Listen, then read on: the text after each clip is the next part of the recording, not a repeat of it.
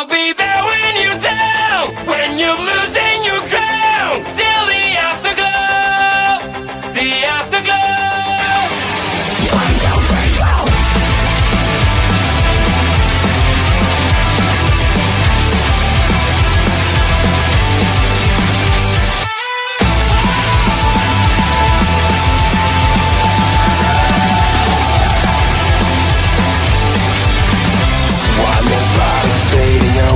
Look so great when you gotta shine. One more part of you is gone now, as you keep smiling at the crowd. Pressure is your best enemy. Spotlights show what I wanna see. Sometimes it feels like you're under attack. You just can't break free.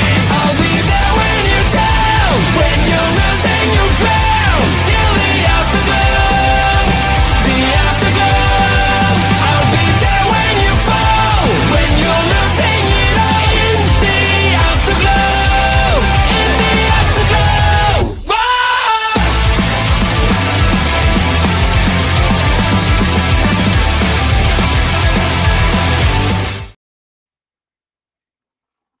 Ladies and gentlemen, it is Friday night as the superstars of SmackDown make their way to the Wembley Arena in London, England.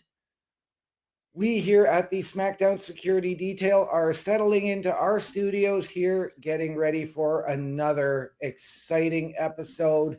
Lots going on tonight. We had a monumental change last weekend as Drew McIntyre is our new WWE World Champion. Yeah, and I'm going to correct you. It's the QVC Arena, not the Wembley Arena that they're at tonight. But yeah, Matt Cardona and Trick Williams are going to take on each other in this tournament. I'm actually very excited about that match. And it's actually nice. All three of us are here for the entire show. We are. Yes, we are. I was going to say, I am joined alongside Chris Best and Chris Perish tonight. Thank you guys for being here. I'm sorry, I forgot the introductions a little bit earlier. We are getting Sami and Ilja Dragunov. Thanks for taking 2.5 minutes to introduce us. Come on, man. What are we, chopped liver here? Yeah, up your game, man. The brain fried. But I do want to let everybody know, though, we are streaming on 4 platforms here tonight. So if you want to go and give Turnbuckle Studios a like and a follow, a subscription, or even just something else, please do that on all of our socials. Facebook, YouTube, Kick, and Twitch is what we're streaming on. So don't be afraid. Hit that button today. And ladies and gentlemen, we know that this show was shown live earlier, so please no spoilers in the chat. Yeah, and I'm going to correct myself. I said QVC. It's OVO Arena. Okay. I was going with what Nick Aldis said last week, and it was the Wembley Arena.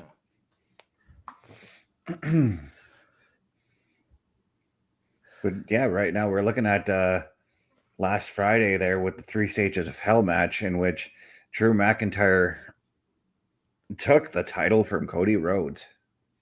Yes. Not without its controversy, though, as we did get the return of Jacob Fatu. Well, was it controversy or is it just absolute chaos? Because by rule, it was legal. It was. Yeah, it was no disqualification inside the cage, so. But I think questions definitely are on everyone's mind. Does Jacob Fatu believe Drew McIntyre? Does he believe that he attacked him and knocked out all of his teeth? But then also, is he in the realization mode that he himself cost Cody Rhodes that championship by attacking him, even though Cody was the one who put his hands on Jacob first? It was more of like a, hey man, what are you doing type of a thing. But when you're in the heat of the moment, things do happen. And I'm going to say this because I'm going to give Cody Rhodes some credit there, as he didn't take the easy way out and try and just escape the cage when Jacob was squaring off with Drew. He went and he got in Jacob's face, trying to do the honorable thing and win the match the right way. And that is what Cody Rhodes needs to learn. This is his second time as champion. You should learn that sometimes you just take what's given to you. Your opponent's not going to play fair. He hasn't exactly been playing all that fair as of late either. Yeah, and that's why Drew is the champion. Once Jacob took his eyes off of Drew got the heck out of there and won the title because of it. Yep. The phrase "work smarter, not harder" got Drew McIntyre his 4th championship reign. Yes. And this one has lasted a lot longer than 5 minutes and 46 seconds. This broadcast has not, though.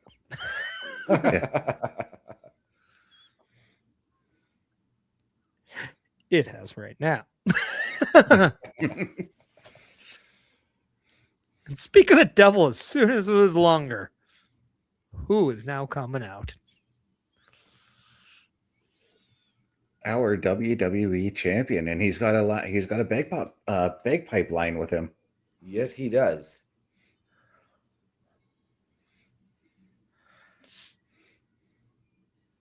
Is it actually ironic right now that this is happening and I'm actually wearing a Roddy Piper shirt? Nice. Just, what are the odds? And no, that wasn't even planned. Because again, people, look, I'm wearing a TNA sweater. So it's like, no, it's not like I planned this. I literally got home a few minutes before this started.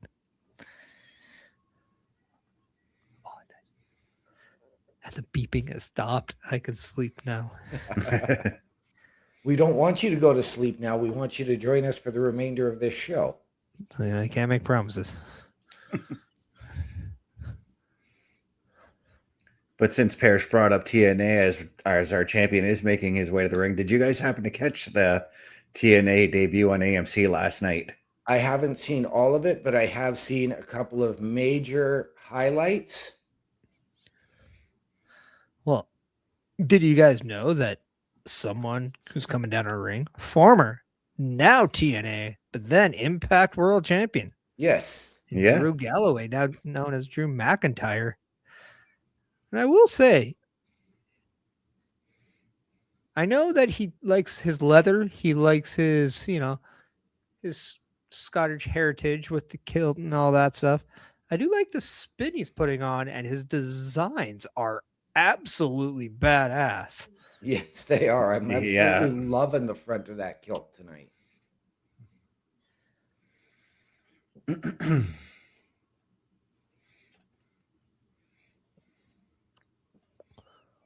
I will say, if they were to redo a theme and give it like a band feel, I would love to see somebody like Avenged Sevenfold do Drew McIntyre's. Yeah. Oh, I just imagined what that would sound like. Yeah.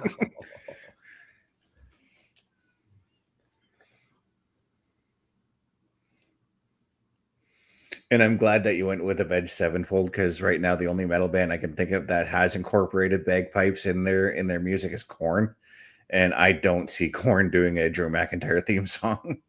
AC/DC? Let's just get AC/DC off our... No. Long Way to the Top. Yeah, okay. No. But now Drew McIntyre is making his way into the ring.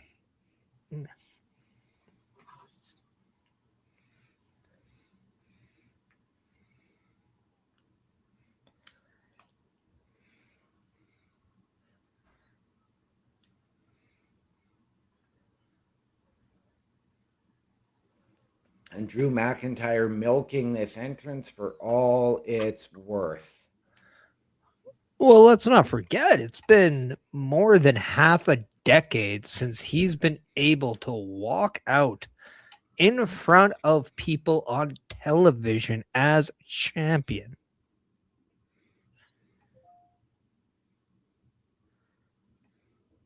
Like, that's a long time.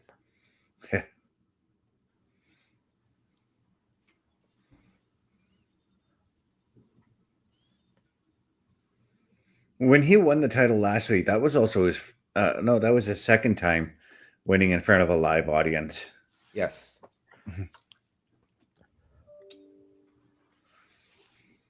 Yeah, because both his reigns in 2020 were in front of no live audience members. Mhm. Right.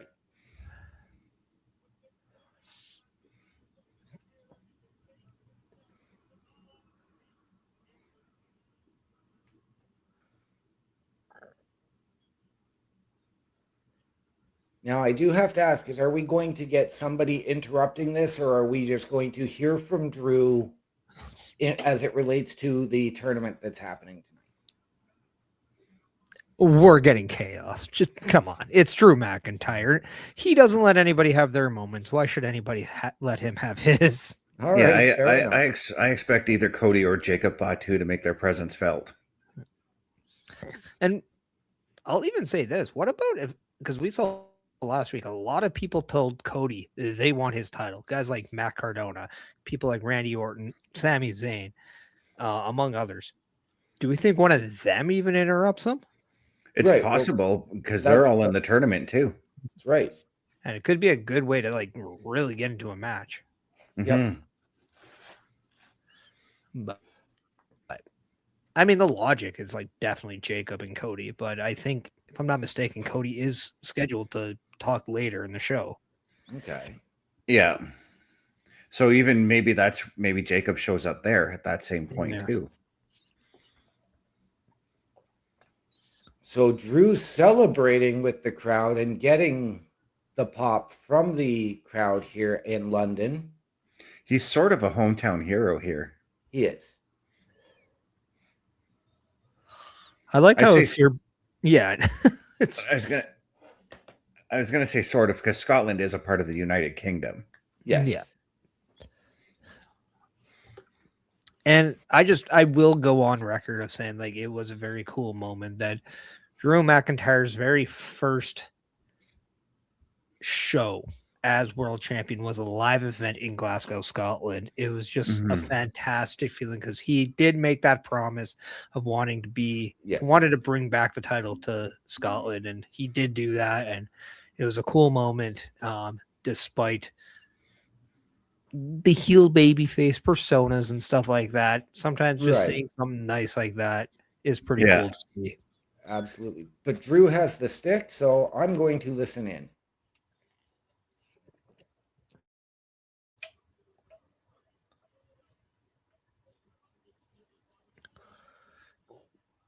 And we have Drew McIntyre letting us know that he is bringing everyone together.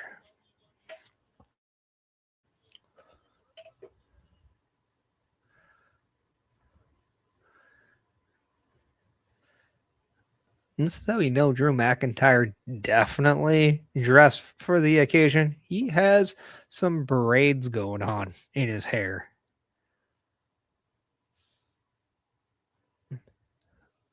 Anybody who knows hair. And I kind of realized I might be the one that's really speaking the most on this. He definitely. My apologies. Take a while. You are muted, OMD. He definitely has the William Wallace thing going on.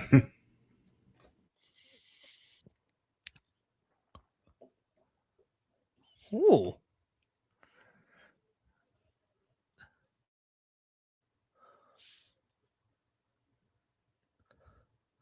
In a very subtle way. Drew's telling everybody, screw you.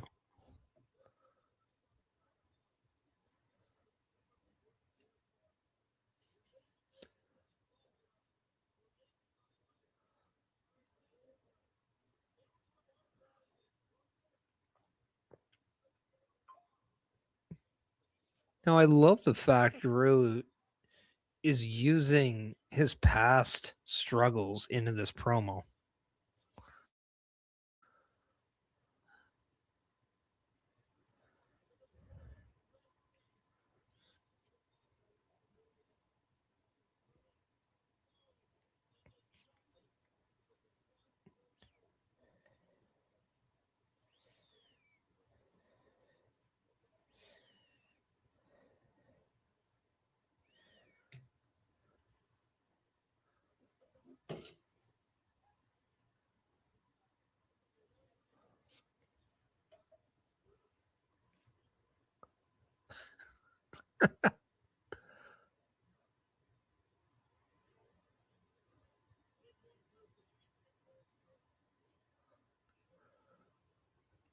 I mean, very typical. Drew just wants to thank himself.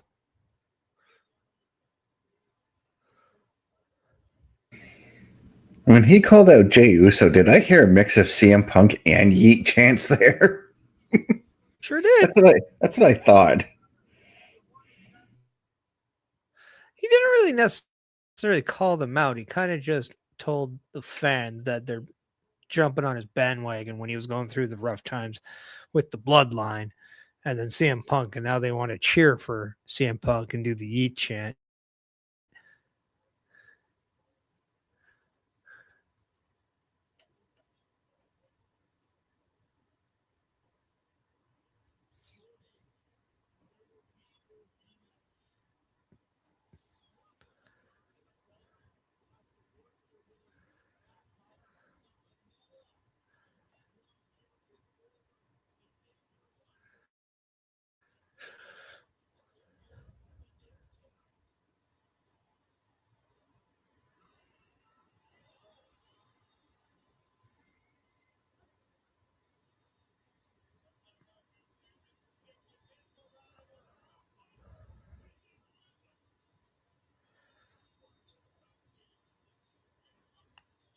Drew McIntyre saying there are no rematches in store for Cody Rhodes,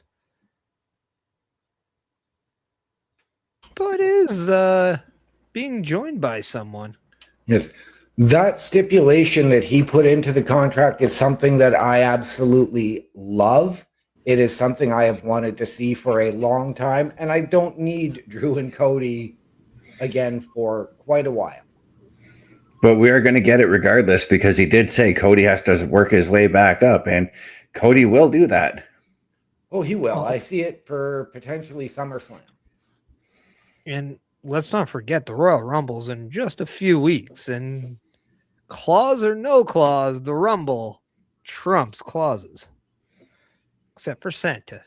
He trumps everybody else. Yeah, and this is where I asked the question I asked last week. Does Cody become the first person to win the Royal Rumble 3 years in a row? Well, he didn't win it last year. Oh, no, Jay. You're right. Jay did. Why am I Yeet. blanking? Yeah. Okay, does Cody become the second person to win the Royal Rumble 3 years? No yeet.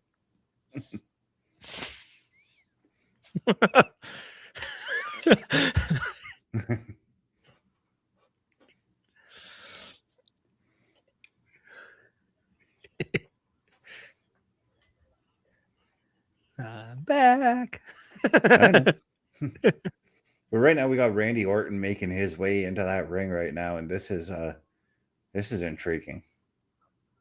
We know Randy Orton's in that tournament tonight too, as well. Yeah, he's up against the Miz, so that's, I mean, It's a foregone conclusion he's winning that match. yeah. Yeah. But let's not forget the history that Randy and Drew have as well. That did surround that title going back to Drew's first reign. Yeah, it was Randy Orton who did defeat Drew McIntyre for that championship in 2020. Mm-hmm.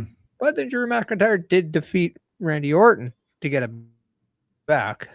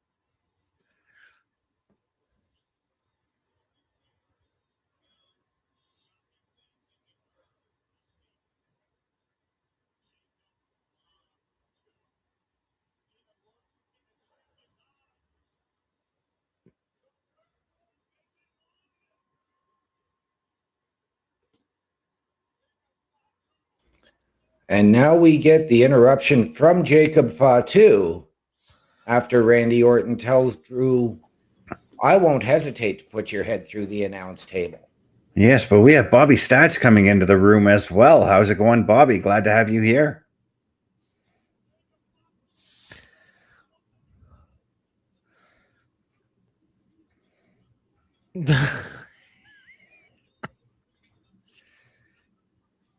And Jacob Fatu showing absolutely no patience as he goes straight to Drew McIntyre.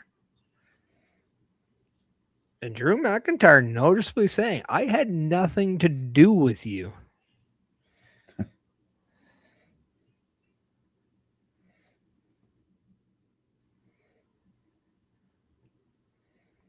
There was one little nuance I noticed in that promo when Randy Orton first got to the ring and the crowd was chanting RKO.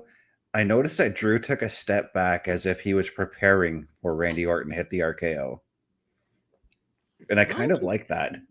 Just shows you that Drew McIntyre might go over the hill on his excuses, but he does have a clear head and will use it. Yes. And as Drew McIntyre escaped into the crowd with Jacob Fatu chasing him, we saw The Miz sneak in and hit a skull-crushing finale on Randy Orton. I got to assume that that's going to set up their match right now. Yeah. I would assume. Yeah, it has to.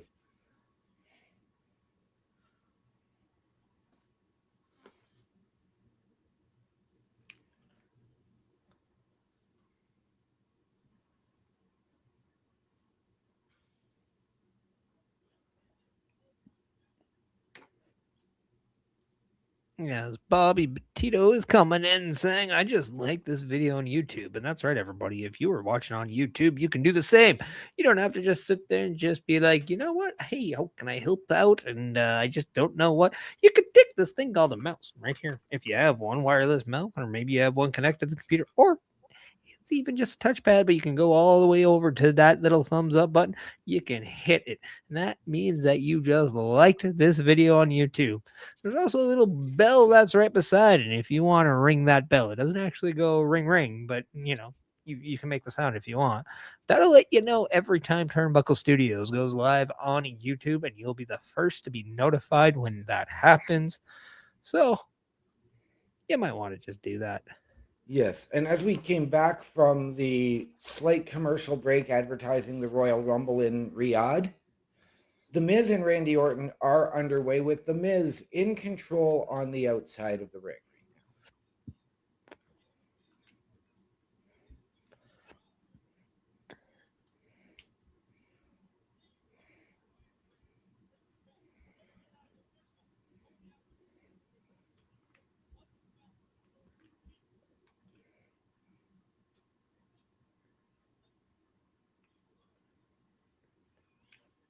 The Miz wearing Parish's favorite colors tonight, so we know where Parish's allegiances lie for this match. I never once said those are my favorite colors. I just say they are a nice color combination. But when you're the first ever two-time Grand Slam champion, a former 8-time Intercontinental champion, and a recent guest on Chris Van Vliet, and also someone who's been Money in the Bank holder twice. Yep. Who also has married a beautiful Canadian wife. Yes. You're allowed to wear a beautiful color combination. Now, Who also hasn't won a match in almost 2 years, by the way. Yeah. I was trying to think of this earlier with all of the Miz's accolades, and I don't think he has. Has he ever won a Royal Rumble? No. So it's probably the only thing, that and the King of the Ring are probably the only two things missing from his trophy case. And Best, I'm going to correct you, but also add to what you said to correct you. He has won a match in 2 years. He just hasn't won a singles match in 2 years. Correct. But the last match he did win was a tag team match. WrestleMania 40 when he won the Raw tag team titles. Well, I believe him and Carmelo have won some tag matches. Yeah. Yeah. Yeah. But So you wanted- singles action, that's yeah. Yeah. So,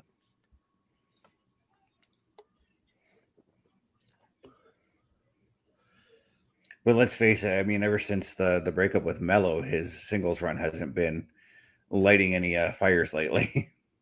well, and I really don't think the Miz is there to be a heavily featured guy on the show. I do believe he is in now the role of helping establish others to get there. Yeah. Now that this is now that we're a month into the John Cena retirement, which is weird to say in a nutshell, but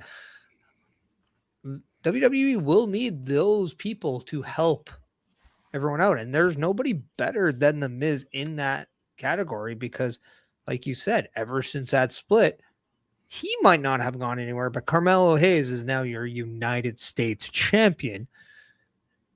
And if memory serves me, the Open Challenge comes back tonight. Yes, it does. Yes, it does. And again, ladies and gentlemen, we remind you that this match is the first in a tournament. The winners of the 4 matches tonight will go to Saturday night's main event 2 weeks from now? Next weekend. Next weekend in a number 1 contenders match.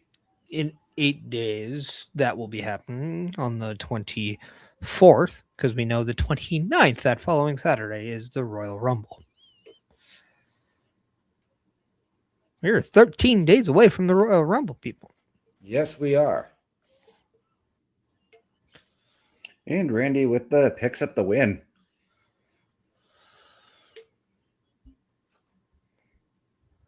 So Randy Orton heading to Montreal in Saturday night's main event to challenge for an opportunity at number 1 contention. I mean, are we surprised? No. I think the RKO of this match would have been Miz winning because that would have came out of nowhere. Right. But yeah. No, and it just makes sense too, because I mean, obviously we do know that I believe later is Trick Williams and Matt Cardona, if I'm not mistaken. Yes. Yeah. And then I believe Damian Priest has a match as well. Is he up against Solo? Let me double check here. And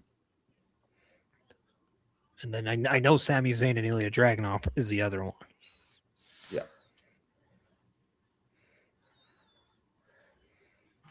Yeah, Damian Priest is, it's Solo.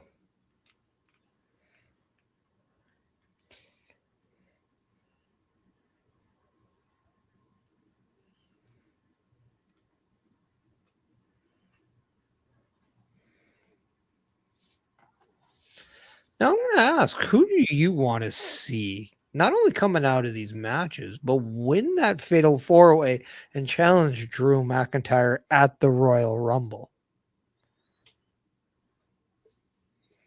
I now have a strong feeling that it's going to be Sami Zayn. I would love to see Ilja Dragunov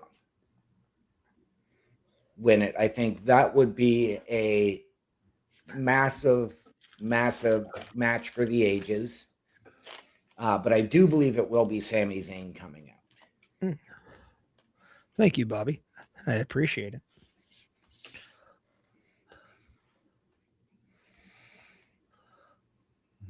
I will say I'm very tickled with the possibility of seeing Ilja Dragunov and Drew McIntyre.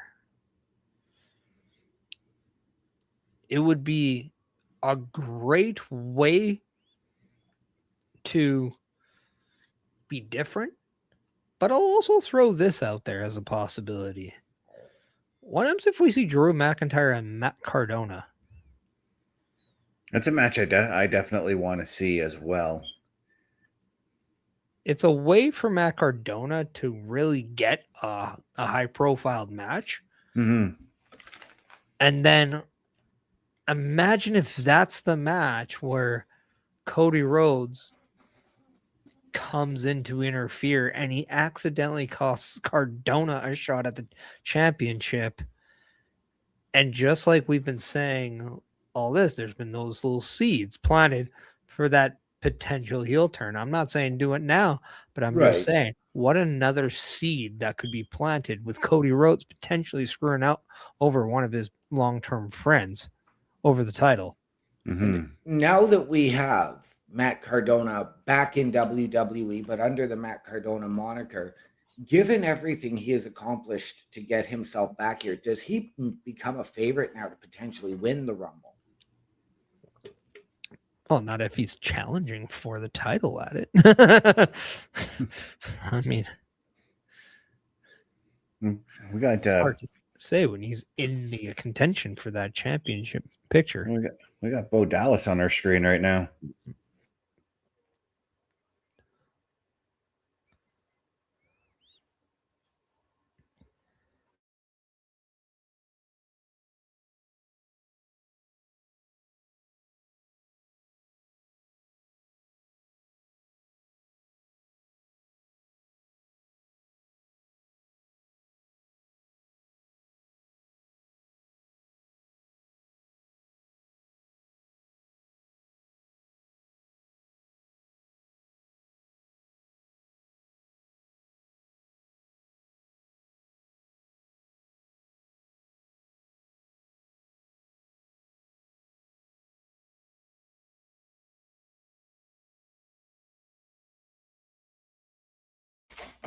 And Bo Dallas saying the lantern means more than what it is for somebody who just took it. And we will not rest until it comes home. And that makes sense because the lantern is supposed to represent the essence of Bray Wyatt. But there was one person missing from that promo, and I'm wondering where he is. There was no sign of Eric Rowan there. Right. There was also no Nikki Cross. Nikki Cross was sitting beside Bo Dallas. I didn't see her at all. Yeah. I think you were overlooking her. But yeah, as we get now kind of a little bit of a scale back of Julia versus Alexa Bliss, as I believe it's Julia and Kiana James against Alexa Bliss and Charlotte, if I'm not mistaken. I have to wonder if this is more to do with the tag team titles than it is the United States Championship. I think so, because we did see, yes, Alexa challenged for the U.S. Championship last week and then suffered the beatdown at the hands of Nia Jackson Lash Legend. Yeah, I got to think that this is a way to get Julia and Kiana James into the tag title picture as well. Even though with Julia being the United States Women's Champion, I really think she should be focusing on that championship a little bit more. I don't necessarily think it's going to get them into the tag team picture per se. I think it's just a way to get the United States champion on the show. And I do think that was, if I'm not mistaken, that was a championship match. So we definitely saw Julia defend the United States title successfully. And because of that, like, we're getting a little bit of United States title there. But now that Charlotte is back, it just makes sense that, you know, they want to get their hands on the two there. But as we see Nia and Lash, I can only imagine that this could be maybe a women's tag match you add to Saturday night's main event. Yeah, it could also be a way to give something for Julia to do the moment she loses the United States title. I mean, I think I mentioned this last week too. Like, if she does lose the title, you can put them both in the tag team title picture. I expect that to happen, say, around April, May, give or take, around there, though. Yeah, I mean, it's hard to say. I think it's just, I know that there was a lot of overlooking the use of Julia as United States champion during her first reign. And since winning the title, she has been featured on every episode of SmackDown so far. So Yep. that's a positive sign. So I can't say I like that. I'm ready for the women's United States title to be featured on a PLE myself. Yeah, and I think that'll probably happen at WrestleMania. Sadly, Yeah, you think you have to wait for that, but that would be the first time that title's featured on a PLE if that is the case. Now, we are seeing all of these U.S. Challenges, I guess, U.S. Open challenges for the men's U.S. Championship. Would we like to see that with the women's U.S. Championship as well? No. I'm fine with them doing their own thing with the championships. I don't need repeat angles or repeat angles from angles that we are seeing currently going on. I mean, if they were to stop doing it with the men, then yes, but Yeah. that's not happening. No. Yeah, I guess you could say, like, if whoever Carmelo's taken on tonight, if for some reason he loses the U.S. title, then, because I got to assume it's going to be a heel that challenges him. Right. I mean, 'cause I'm trying to think, like, they do, like, unless you do somebody like I mean, they're in the UK. Is there somebody from the UK area that they could do that to just for the pop?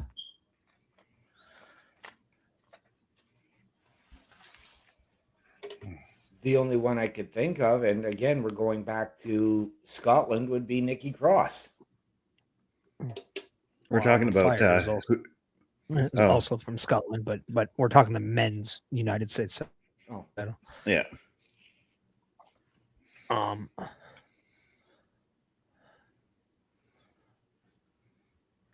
mean, I know there's a few more UK people in like men on Raw, not so much on SmackDown, I don't think, but Right. Yeah, all the wrestlers I started thinking about, they're all on Raw right now. Like, I thought of Pete Dunne, I thought of Tyler Bate, I thought of even Kaiser. But there's one you haven't thought of, Best, and I'm surprised you haven't thought of him. I mean, Nathan Frazier could very well do it. If you're going to say his name and he appears, he is on my mind. He is always on my mind. But yes, that is exactly where I was going. I am also pretty sure he is not on the tour. Yeah, because he's got a match tomorrow. He's got a match at Genesis tomorrow night. Oh, okay. Yeah. He now faces, I believe it's Cedric Alexander, if I'm not mistaken. He's in a triple threat, but I can't remember who the two opponents are. Even Bobby Stats is like, what about somebody from TNA from England coming in to accept a Mellows challenge? And to be fair, I don't really know any of the UK wrestlers that are in TNA. At least I'm drawing a blank on them. Well, Leon Slater is. Yeah. Oh, yeah, he is too, eh? He sounds like he's from London. Nathan Frazier could step up and do it. Yes, he could. That's what I said. Yeah. Sorry, I didn't hear it. Yeah. I mean, you know, somebody that I would love to see in a singles match is Chris Sabin, to be quite honest. Yeah. That'd be a nice little change. And Alexa just teeing off on Lash Legend right now. That's Kiana James. Kiana James, not Lash Legend. I thought it was Lash. My brain's not all there right now. All right. Well, we'll give you a pass tonight on that, Mr. Best.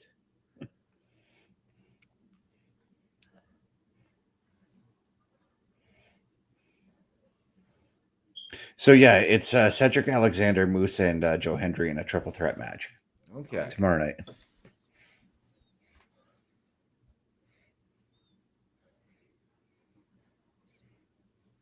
Yeah, because I know Joe Hendry is taking the spot of somebody who's injured. Yeah. Right. But Bobby's saying, what about Kit Wilson? That is another solid. I actually like that one. Yeah, 100%. Give us that entrance in London. That'd be fantastic, actually. But I say that would be pretty deadly. Yes, boy.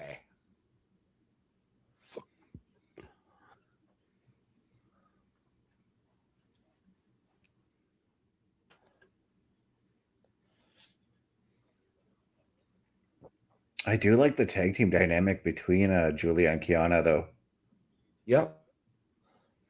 I do too, because I know Kiana James hasn't been featured in a lot of matches since coming up onto the main roster. And there's a lot of people in critique of whether or not she was ready. From an in-ring, I do like this because it gives her that more experience in a tag match. But I do think from a backstage segment and all that, like, she has a lot of the tools. I think it's just the reps that she would need. Yeah. So I'm glad that we're seeing this, because this would be great. In fact, I hope when they do live events that we're seeing more matches from Kiana James as well. Yeah, and it's interesting that you brought up the fact that everybody thought she wasn't ready when she came up, and she's taking on another woman on the other side who, again, when she was called up to the main roster, nobody thought she was ready, and that was Alexa Bliss. Yep.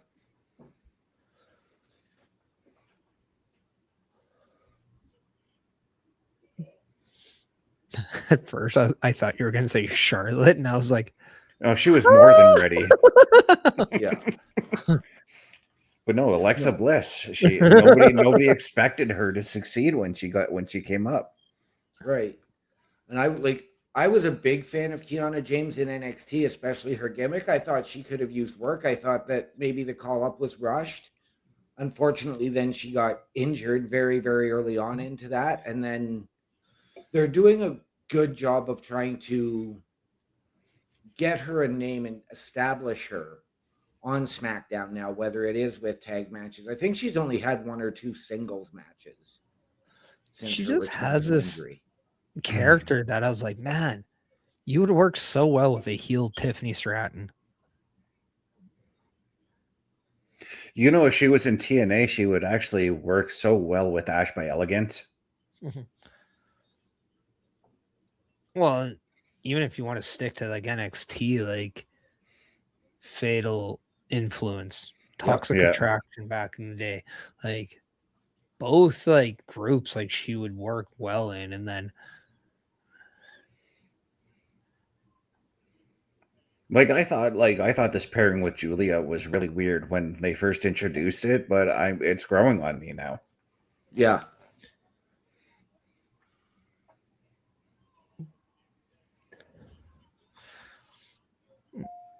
We have Accidental Existence coming in on Kick. Hello, how are you doing? I have no idea what you just put on, because my view on this is way too low. I'm not sure. It looks like It's the troll frog emoji. Okay. There. Well, ribbit. But Alexa Bliss with the sister Abigail. Just picked up the victory for I think I'm going to Charlotte. go on a rant here of I'm not a fan that she calls that Sister Abigail, because it's not. I know. She does her own twist on it. She does a DDT instead of a face buster. Yeah. When you look at Bo Dallas and Alexa Bliss, they both do Sister Abigail, but they're 2 different moves. Yeah, Bo Dallas does it the way Bray did it. Yeah. So I wish Alexa. Yeah. I wish she just called it differently. That's all. It's a different move. But once again, Nia and Lash disposing of Alexa Bliss, and now Julia getting into Nia's face, Kiana James trying to back her off. Yes, Julia did take a shot from, I believe it was Nia on the outside before Nia and Lash entered the ring. So a little bit of Now- Julia getting right into her face there. Yes. I mean, maybe give me a Nia Jackson Julia U.S. title match next week. Oh, I'd be I- fine with that. Yep. Up next, we hear from our former WWE Undisputed Champion, Cody Rhodes. All right, but this might be a great time to listen to our words of advertisement, as it might be just time. And we're just going to show you all of them, because why not? We're 46 minutes in. It's just how we do it. So, yeah, check out everything right now. A Turnbuckle affiliation program is looking for more people. If you have passion level for pro wrestling, sports, video games, or something else, then Turnbuckle Studios is the place to be. If you have ever wanted to pursue content creation and want to join our team, then we would love to have you. Check out turnbucklestudios.org or contact us by email today, because your future is now, and we want you to tap in.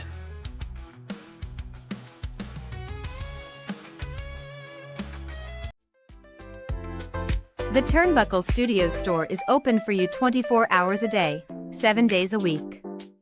Get the merch and represent the best from the shows you watch on a weekly basis.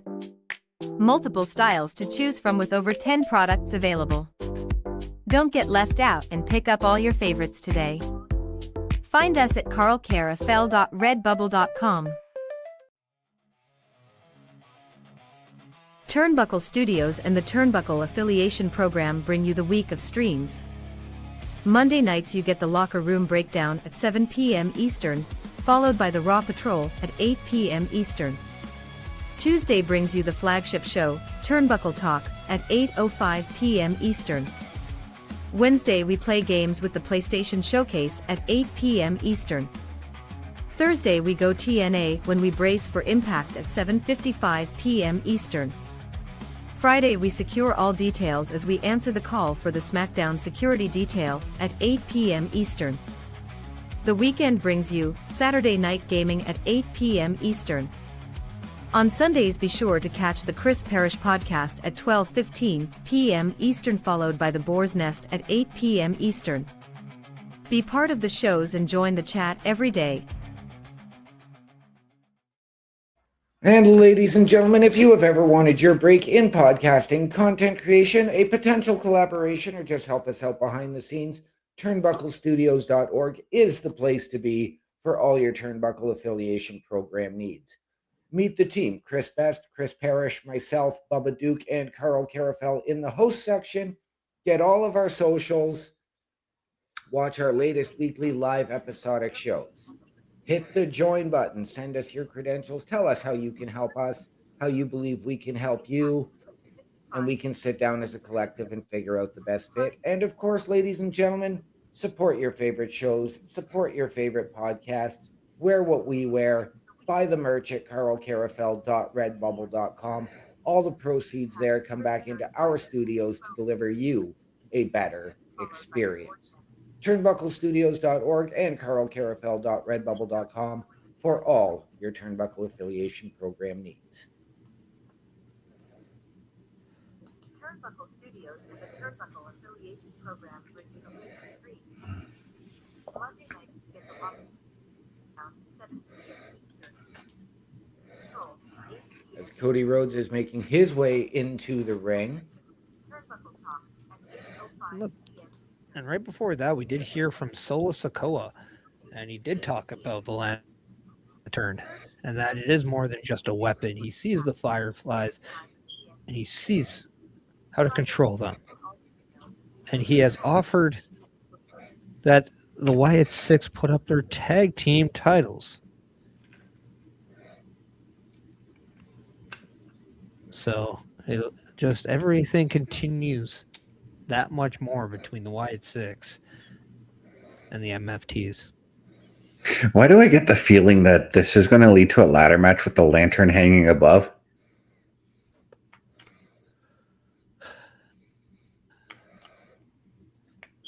I don't know if it's a ladder match per se, but No. I think the tag titles are something the MFTs feel desired about, and the lantern is something that the Wyatt Six desired. So we could see a lantern for the tag titles, maybe. Like, both are on the line.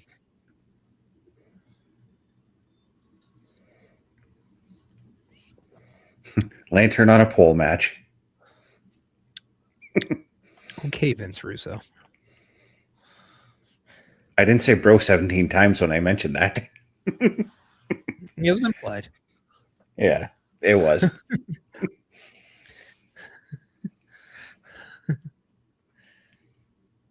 You don't have to riddle us with your bros.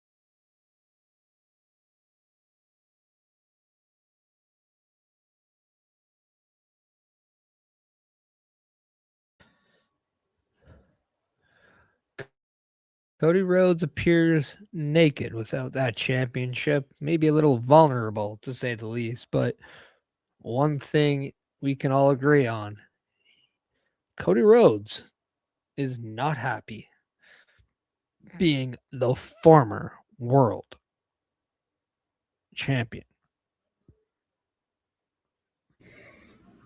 Yeah, not only that, but he doesn't get a rematch unless he's entering the Royal Rumble.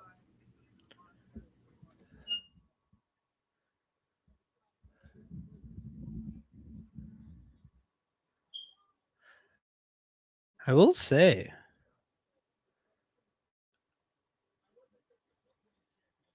if I was Drew McIntyre,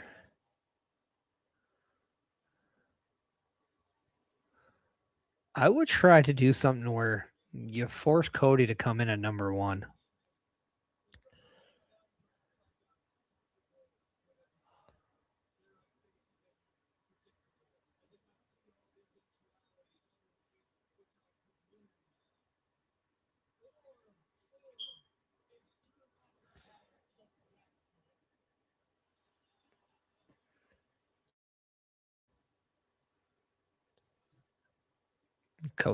Cody asked me if he was just a man who didn't see the eventual opportunities of how he could lose, or whether or not Drew himself is just that good. I think I can say it's a combination of a little bit of both.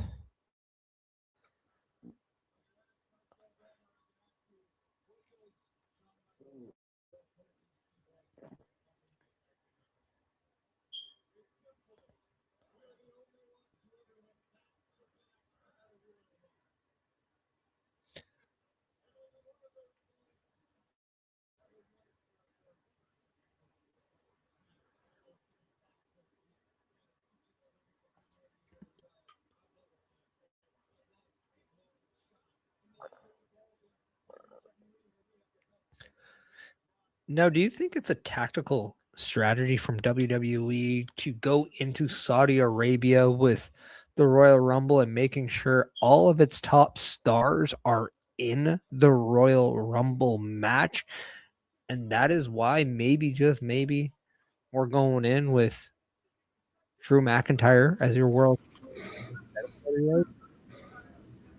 I 100% think it is, because the last time they did have a Royal Rumble in Saudi Arabia was the greatest Royal Rumble, and they threw like every single one of their WWE stars onto the roster at that point in time.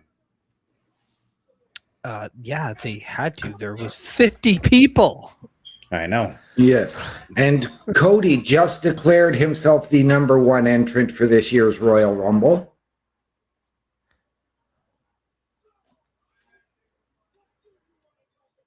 Was it the number one entrant or just the first one who's entered the Royal Rumble?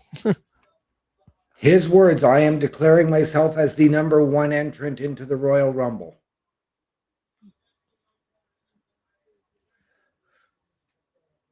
Yeah, I'm going to take that as the first person he's entering himself, which is an entrant. So, but I know I'm just saying, I'm sure there's a lot of people who would be, wait a second, is he coming out number one, or is he just the first person going in?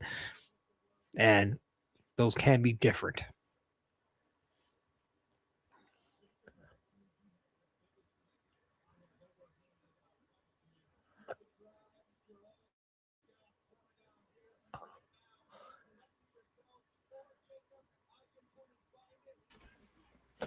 And then he closes it by calling out Jacob Fatu, saying, I will come and beat the brakes off of you. Well, and you can't blame him because Jacob Fatu did, in fact, cost Cody Rhodes an opportunity at defending his championship last week. And that attack did allow Drew McIntyre to slam out of the cage and get that championship. Yes, but again, as we've alluded to earlier, it was Cody that put his hands on Jacob first. Sure.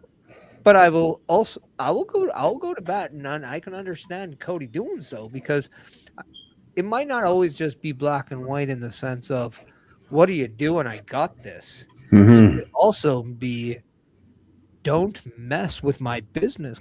It could be kind of just him putting his foot down and saying, get out of my ring. I'm working here.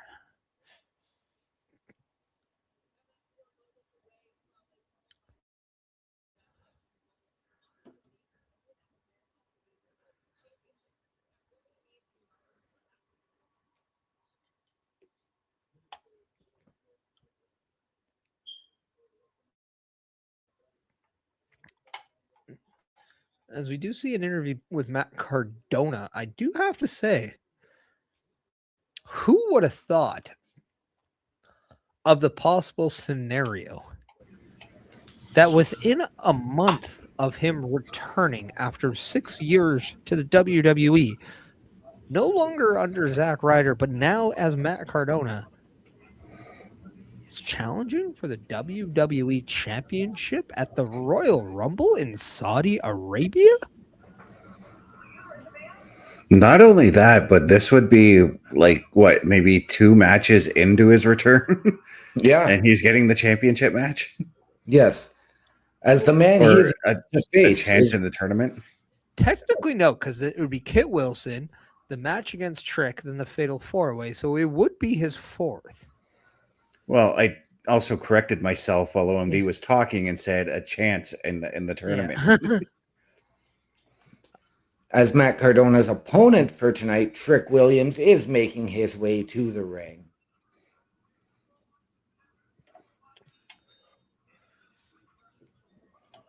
And But Trick, this is the... Well, go ahead. I was going to say, this is the match I'm not certain on, because Trick is new to the main roster. Matt Cardona is returning, so this is where I'm not exactly sure who could take the win in this one.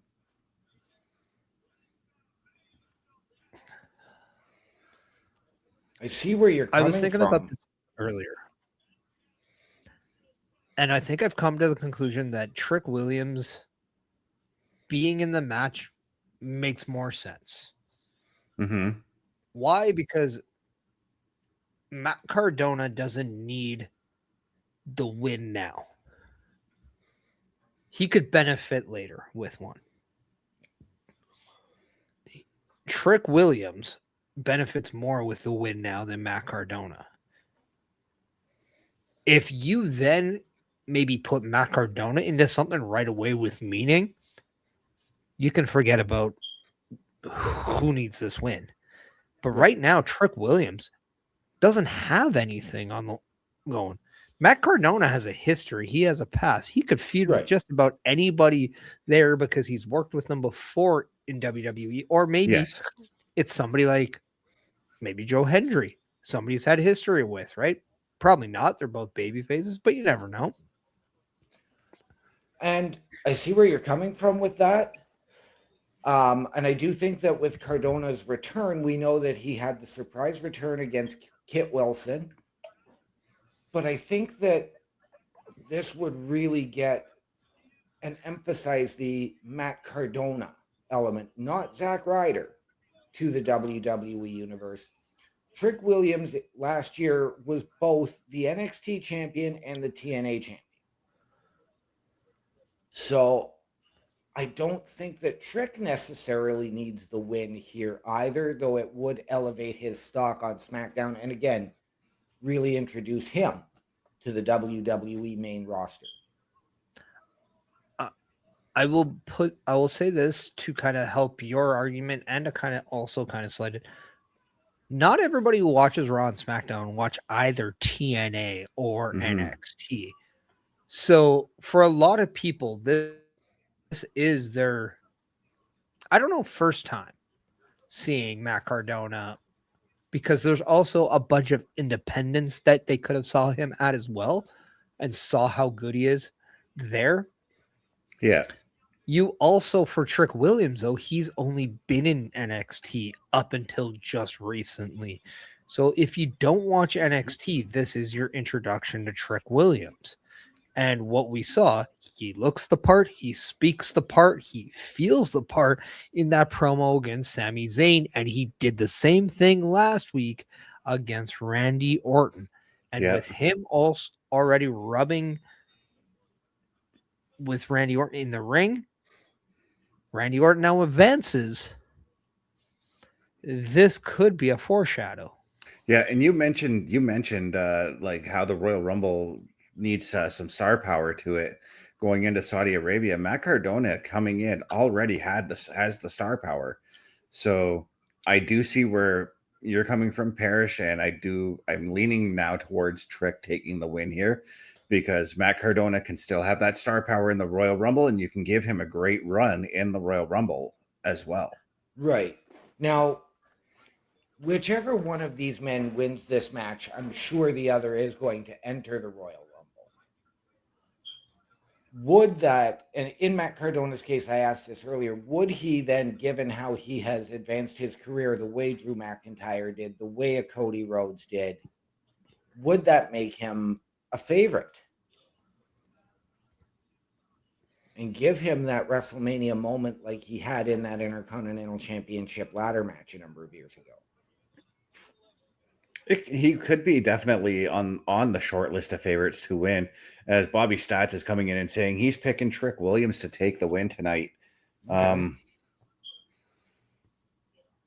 I always say I have a top 5 winners for the Royal Rumble. I don't think this year Matt Cardona would be in my top 5, but he would be that guy that I think could make it, say, down to the final 4 and make us think, oh, wait, maybe he can be a contender.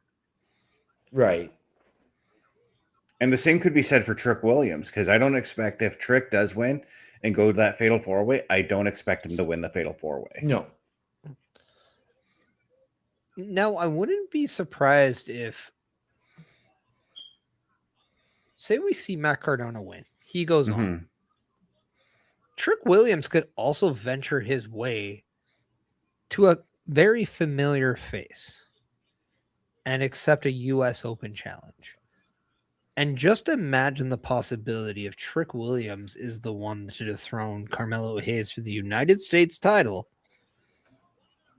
Now, all of a sudden, a championship goes a long way for Trick, and a world title opportunity, and you being now inserted into that division could do a lot for Matt Cardona. Yeah. Could be a great way to kind of meet in the middle and go both, because I think we can easily say both men are in the same position, but maybe looked at in a different light. Yeah. You know how I think it was like a month or so ago, I brought up the idea of how Tommaso Ciampa could have been a U.S. champion with the U.S. title open, except he ducks challenges or takes on jobbers. Trick Williams could very well be that guy too. Well, and with all the skeletons in Trick Williams' past, whether it's NXT or even TNA, you just never know who could open that challenge, and then you just don't know who he's maybe pissed off. Right? It could be Sami Zayn, could be Randy Orton. But yeah, no, I think too, like the one thing we've known from Matt Cardona in his time with WWE as Zack Ryder, the more over he got wasn't necessarily moments. They were storylines, right? We remember him in the storylines, whether it was the one with going into WrestleMania and having his heart broken, getting kicked in the nuts. Yep. We do remember the moment of being Intercontinental Champion, but we just don't talk about how he lost the very next day to The Miz on Raw. Right. Yeah. So I think right now a good feud with Matt Cardona would put him right there. So if Trick Williams is to win and get that featured opportunity, he looks like he's now kind of a new face into that scene, or can be. I would say maybe put Matt Cardona in a feud with Aleister Black right after this and let it go. I like where you're going with that, because I could build both guys, because that's what they're trying to do, obviously, with Aleister Black right now as well. Yeah. Just even though, I mean, like, he did take that loss to Damian Priest, but we needed to close that feud off. Yeah. Yep.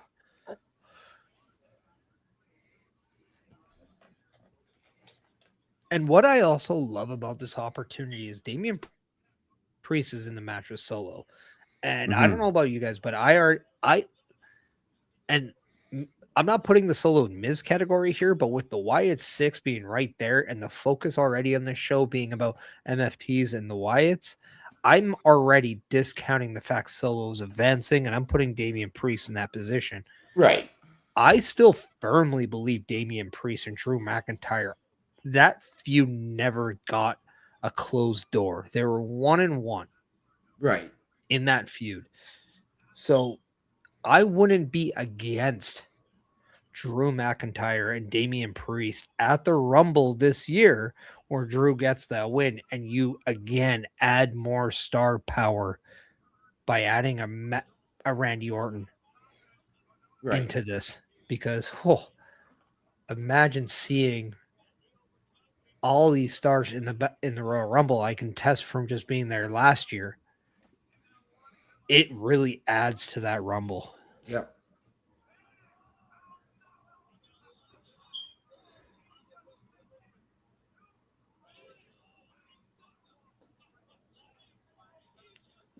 Oh, Trick is Trick looking. Williams.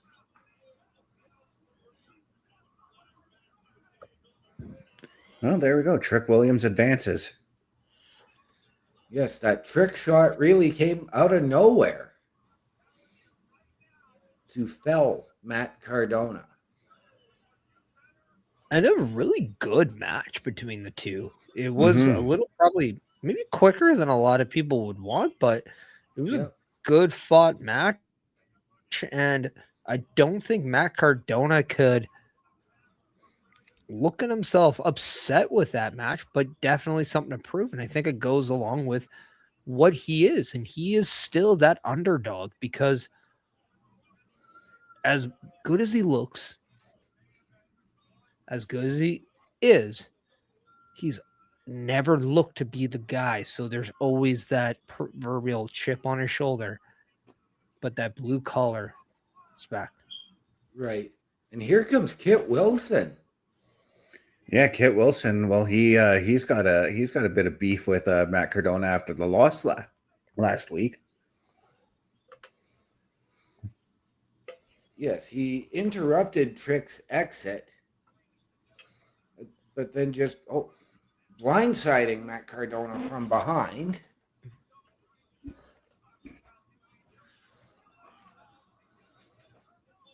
See, now this is something for Kit and Matt Cardona to do.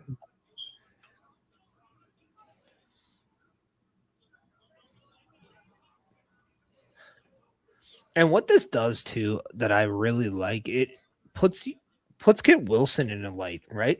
Mm-hmm. Yeah.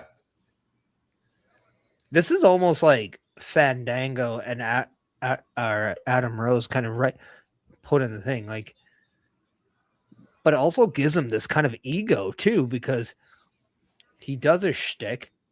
He can go straight into business and then goes right back to her shtick. And it kind of makes him look a little badass for doing it. Yeah.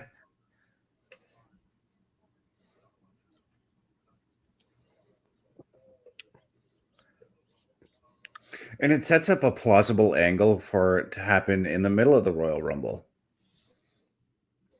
Like, let's say Matt Cardona is in there, he's doing his thing. Kit Wilson comes out, tries to eliminate him. They have a fight. Something like that, you know? I would love to see him do that, eliminate him, and then R-Truth comes out and eliminates Kit. Yeah. Or vice versa. Maybe we get Kit eliminating R-Truth, doing his shtick. Cardona comes in and eliminates Kit. Oh, Kit's got the microphone. He sure does.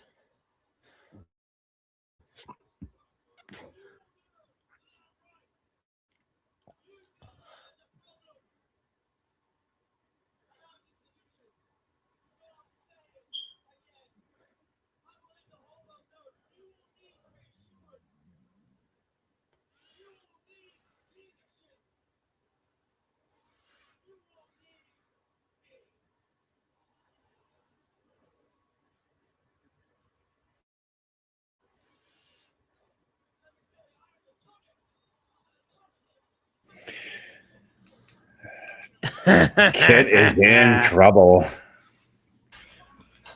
Oh, yes.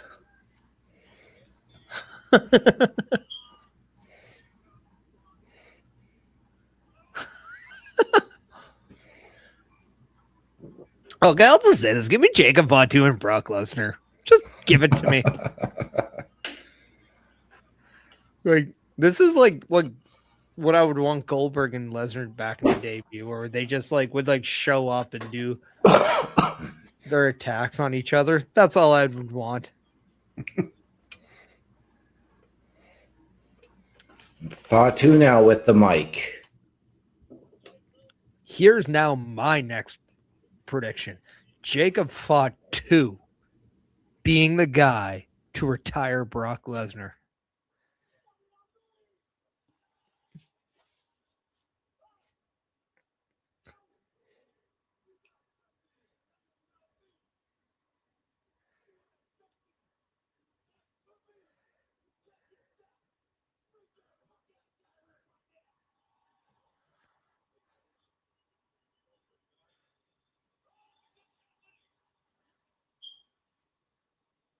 Oh, yeah.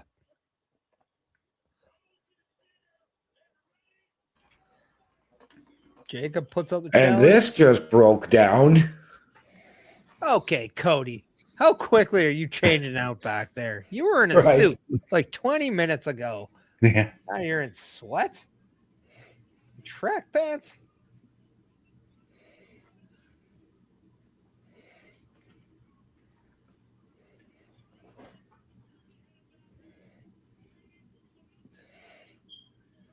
Oh, poor security. They're going to take a beating, aren't they? Yeah, they are. Yeah. Unless Aldis is... Well, Aldis is going to say something.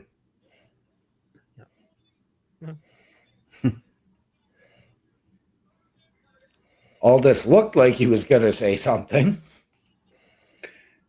And, wow. I've got a commercial right now. Yeah. The hell kind of a commercial is this, Ned? Don't break away from the fight and give us a skyline look. Right? Now I'm back getting a replay.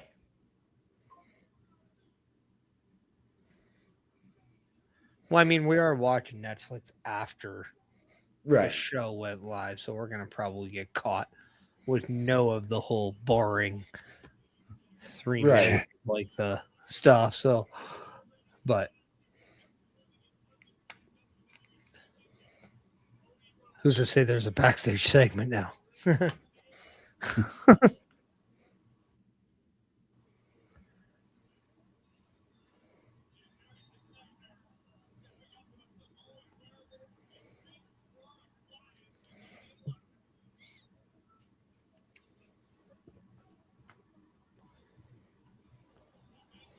Yeah, watch when I get back to commercial. I'm going to have a backstage. I'm probably going to have the backstage segment.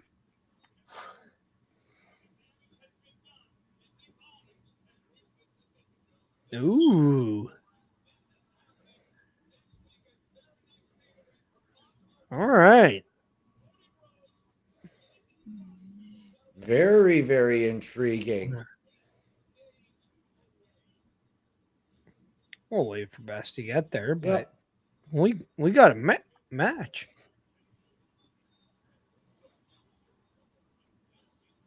A match made for the future. Match made for. Best, where are you right now? I'm looking at a commercial for Star Search. Oh, okay. Wow. Well, let's just do a little bit of a pause action right now, OMD, you and I. I am paused on the graphic for said match. And let's have a little fun. Say, you know what, people, we do have a lot of shows going on. We'll just do a little minute there just to give Best a little bit of time to back. But I also want to let everybody know that, we will have a special PLE patrol next week for Saturday night's main event. It's not a PLE, but it's what we do. So deal with it. But again, check out our calendar. Turnbuckle Studios and the Turnbuckle Affiliation Program bring you the week of streams. Monday nights you get the Locker Room Breakdown at 7 p.m. Eastern, followed by the Raw Patrol at 8 p.m. Eastern. Tuesday brings you the flagship show, Turnbuckle Talk, at 8:05 p.m. Eastern. Wednesday we play games with the PlayStation Showcase at 8 p.m. Eastern. Thursday we go TNA when we brace for Impact at 7:55 p.m. Eastern. Friday we secure all details as we answer the call for the SmackDown Security Detail at 8 p.m. Eastern. The weekend brings you Saturday Night Gaming at 8 p.m. Eastern. On Sundays be sure to catch the Chris Perish podcast at 12:15 p.m. Eastern, followed by the Boar's Nest at 8 p.m. Eastern. Be part of the shows and join the chat every day. And ladies and gentlemen, once again, turnbucklestudios.org is the place to be for all your turnbuckle affiliation program needs. If you've ever wanted your break in podcasting, content creation, a potential collaboration, or just to help us out behind the scenes, turnbucklestudios.org. Meet the team. Chris Perish, Chris Best, myself, Bubba Duke, and the Godfather, Carl Carafel, under the host section. Get all of our socials there. Watch our latest weekly live episodic shows. Hit the join button. Send us your credentials. Tell us how you believe you can help us, how you think we can help you, and we can sit down and discuss the right fit. And ladies and gentlemen, head over to the shop. Head over to carlcarafel.redbubble.com. Buy the merch. Support the shows. Support your favorite podcasters.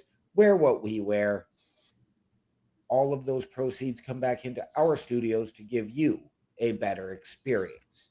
Turnbucklestudios.org and carlcarafel.redbubble.com. Your home for all your turnbuckle affiliation program needs. I just got past the match graphic for Saturday night's main event, and me likey. Okay, and that match is Cody Rhodes against Jacob Fatu is now official for Saturday night's main event. And me likey, you likey, we all likey. It's gonna be a little bit of all right. Not gonna lie, I kind of like the MFT and Solo coming out with that lantern. I like that look. Right? The different colored light behind it, the green instead. And it's the MFT Tron. It's not the Solo Sikoa Tron. Well, I guess it's because they're all coming out together for Solo's match here. Yeah. Which almost guarantees you that the Wyatt Six is probably going to make an appearance. Yeah. And Bobby is looking forward to watching Jacob Fatu and Cody Rhodes. Yes. And Bobby, we hope you'll be joining us next Saturday with the PLE Patrol right here at Turnbuckle Studios. He also says he can see Jacob Fatu going after Cody and trying to eliminate Cody in the Men's Royal Rumble. I will say I will flat out want Jacob Fatu to eliminate Cody Rhodes in the Rumble. That would be interesting. But also everybody. We know that Bobby Stats is in our channel a lot. But did you know that Bobby Bonito is doing stuff on his channel? So go check Bobby Bonito out on his platforms and his YouTube and give him a like, him a follow, as he does all that for everyone else. So let's do that for him and let's help Bobby Bonito out because Bobby Stats knows what's going on.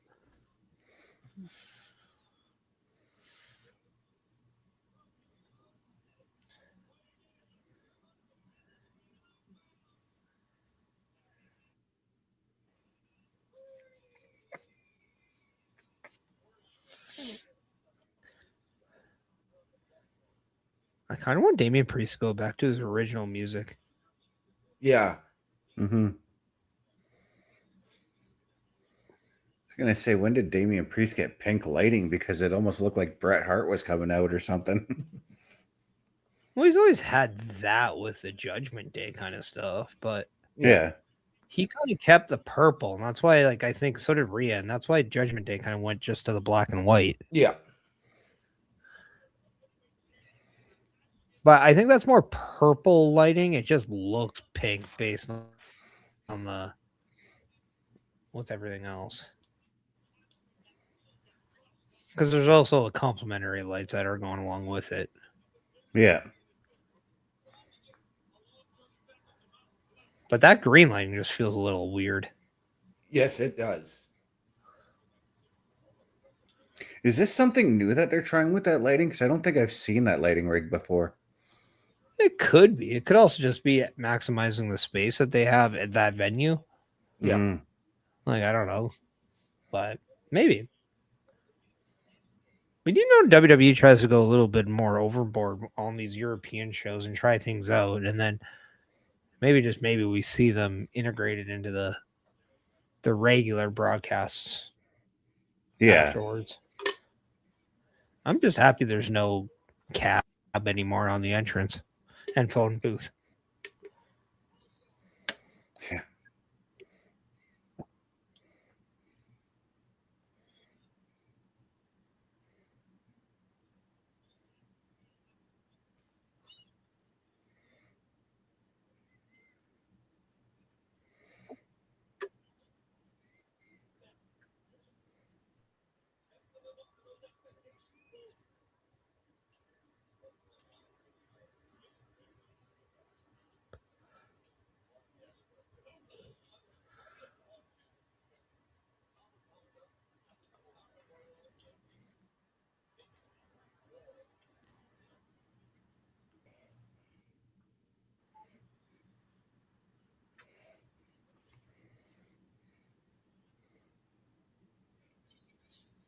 As this match is happening, I do want to let everybody know that if you're watching on the Twitch side of things, Turnbuckle Studios is currently sitting at 214 followers. And for that, we say thank you.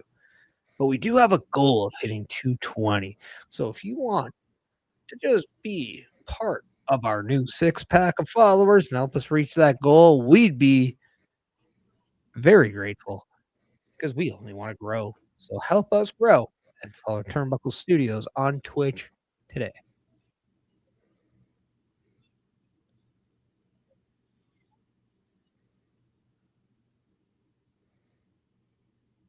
Damian was trying to go for the Razor's Edge there, looking fairly early, but blocked by Solo, countered by a super kick from Damian.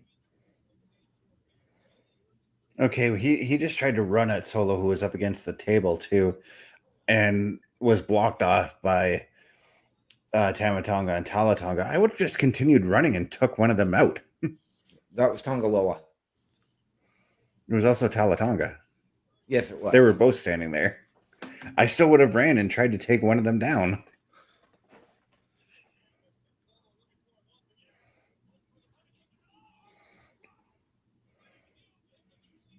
You know, limit the numbers that are up against you.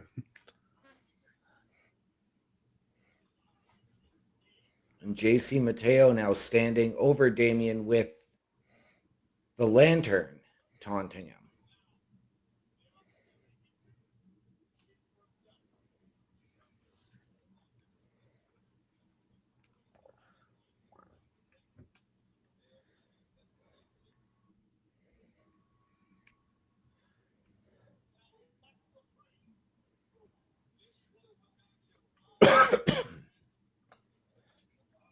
JC's hugging that lantern like it's his precious or something.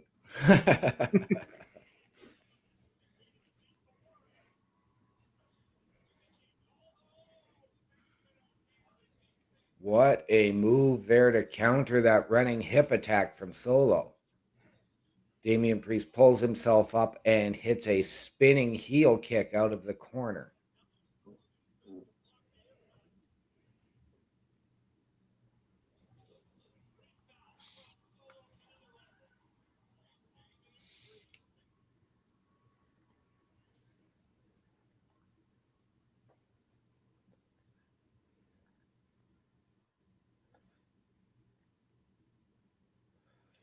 Oh, these two men just slugging it out right now.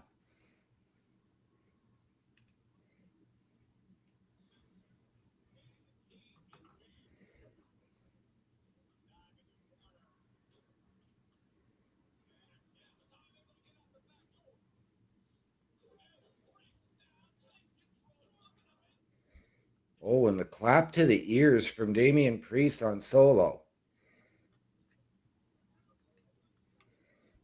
I like that spot with like the missed punch.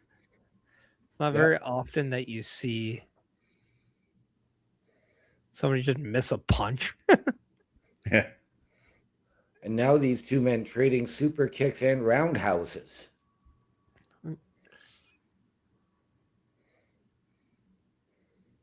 Yeah, neither men were we're not giving an inch there until Damian just hit that one.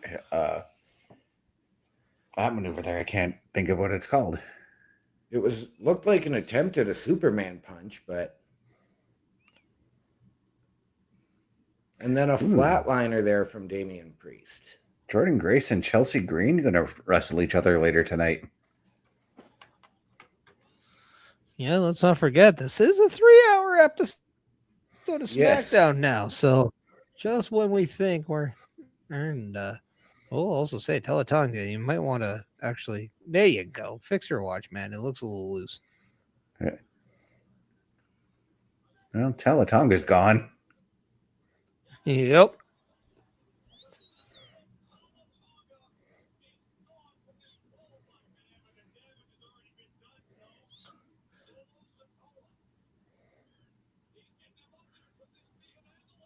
I mean, this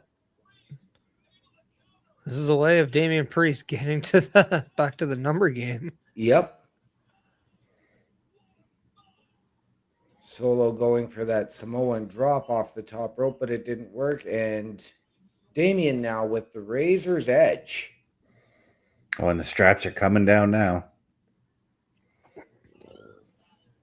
I would like to say Damian Priest rename that. Maybe he calls it like the Punisher's Edge, or give it a little, just put a little spin on it, make it his own. I do like that name, the Punisher's Edge, because that plays off of his previous gimmick as Punishment Martinez. Yep. Well, and that's exactly what I was thinking.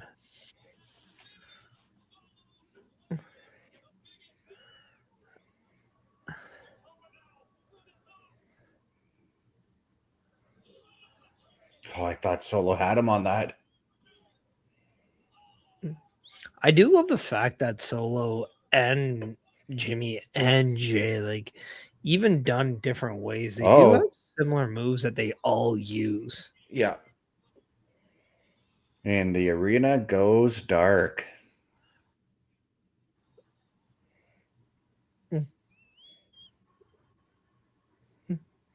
Who can get the power back? Is it James Bond?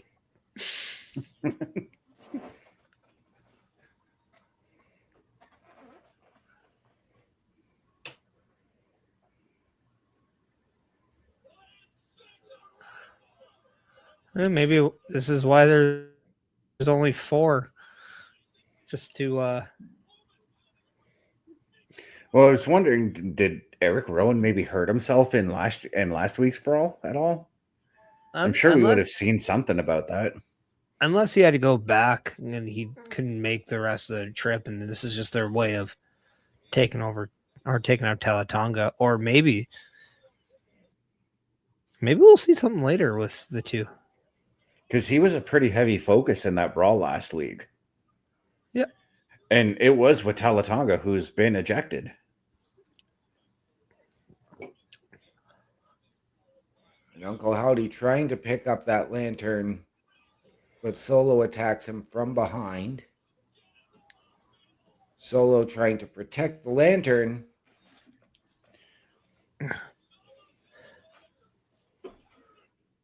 But goes south of heaven.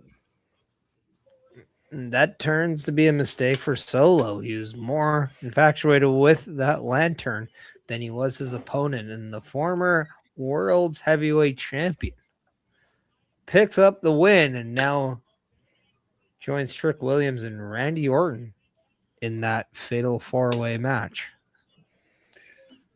I was going to say, now imagine Damian Priest grabs that lantern and just hands it to Uncle Howdy.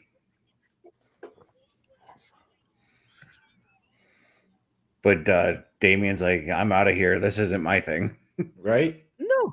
And that's something I think that we can honestly say with Damian Priest. He doesn't really factor himself in other people's business. Mm-hmm. And I kind of appreciate that from him. It's very logical. And LA Knight does the same thing too, actually. Yeah. Yeah.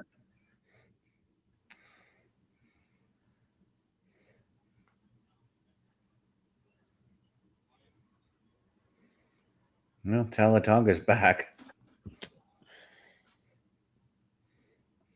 And guess who's back?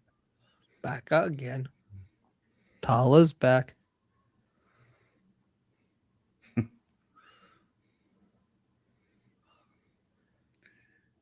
And Uncle Howdy eats the big boot from Talatonga, who retrieves the lamp in what has become a game of tug of war over it. Yeah, this is kind of like I'm going to go real old school here, but this is kind of like Jake the Snake and the $1 Million Man when Jake the Snake took the $1 Million belt from Ted DiBiase, and DiBiase did whatever he could to do to get the title, which included hiring Akeem Slick and the Big Boss Man to try and do it, only for Big Boss Man to say, "No, you're not taking the belt back," and gives it to Jake. Well, and it's very Solo Sikoa because he did the same thing with the Ulafala with Roman Reigns. Yep. So this is almost becoming a thing and a constant thing with Solo Sikoa because he has done this before in a different way.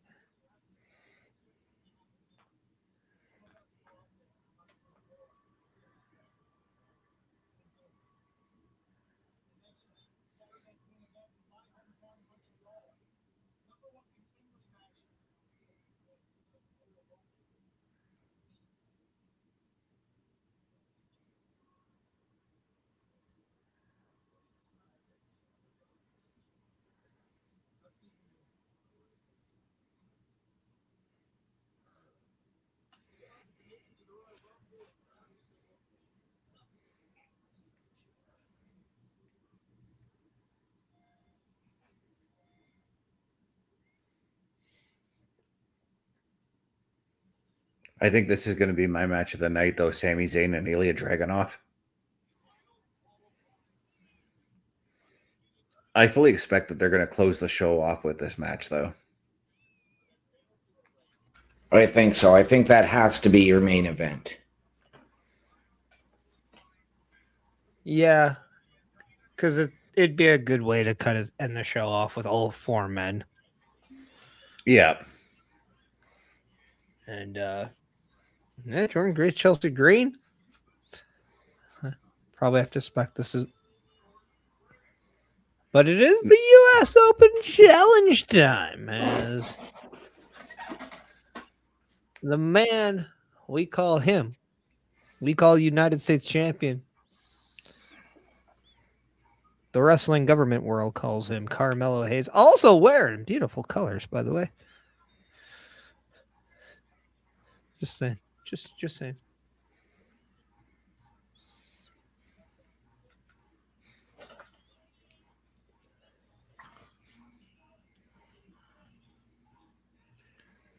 I honestly love how Mello has embraced this babyface run. Right? So I got to ask, whose jersey is he hanging in the rafters tonight?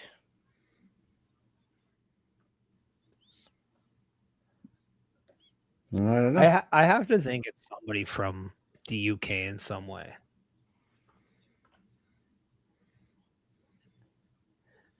I mean, we've already canceled out Joe Hendry because he is busy. Mm-hmm. I think it could be either Nathan Frazier or Axiom.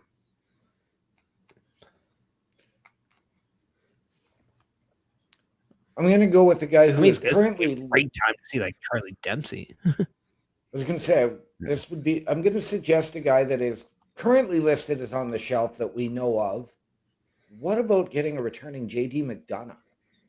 I don't know. Right now, I've got another commercial break.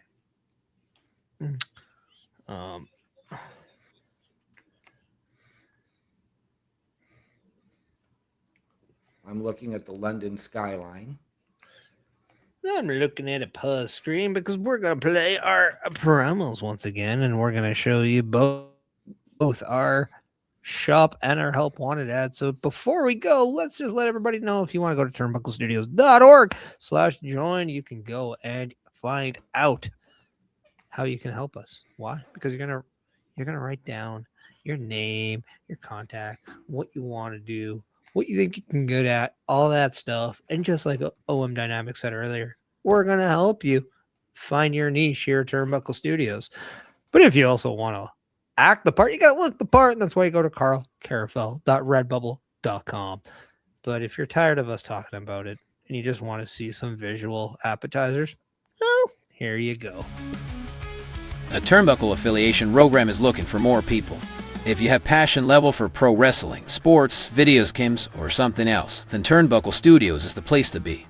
If you have ever wanted to pursue content creation and want to join our team, then we would love to have you. Check out turnbucklestudios.org or contact us by email today because your future is now, and we want you to tap in.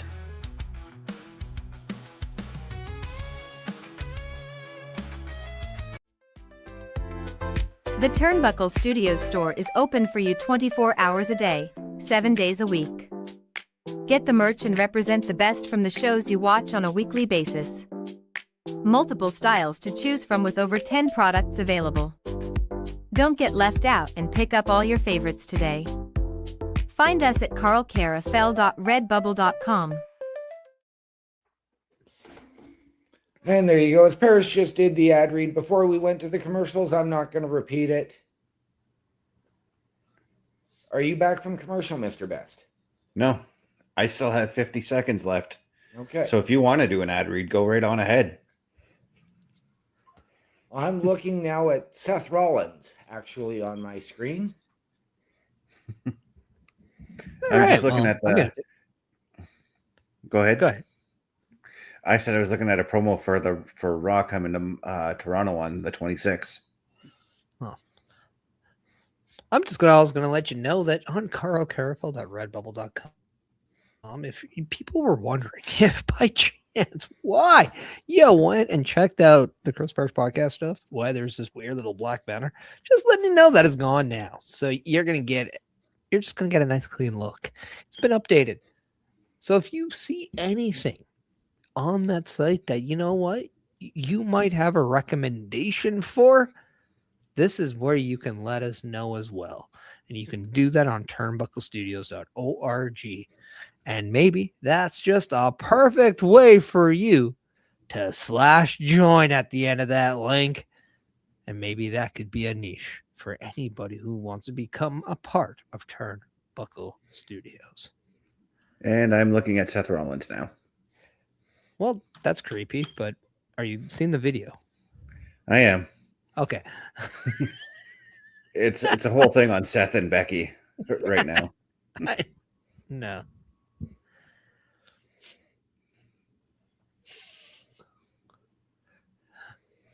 I think that was funny. This is a preview for Unreal Season 2. I didn't get to finish watching the first season. Did you guys end up watching it at all? Oh, yeah. I have not seen an episode. That did not take me long to watch at all. Yeah, there's only like like 5 or 6 episodes in the first season. Yeah. And we are back, or I am back.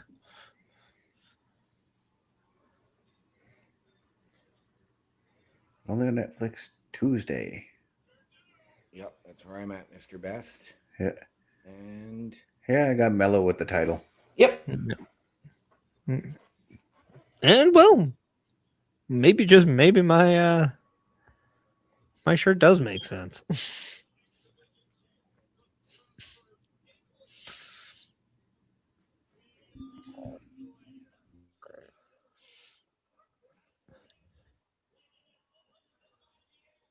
Wow. Love it.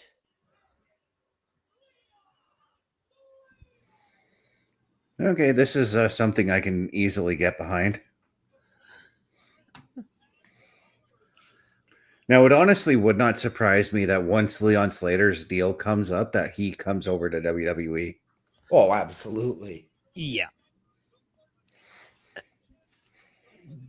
And correct me if I'm wrong, it wasn't an injury, it was Leon Slater who was pulled from the match at Genesis because I think WWE wanted him for this, and it was agreed on with TNA.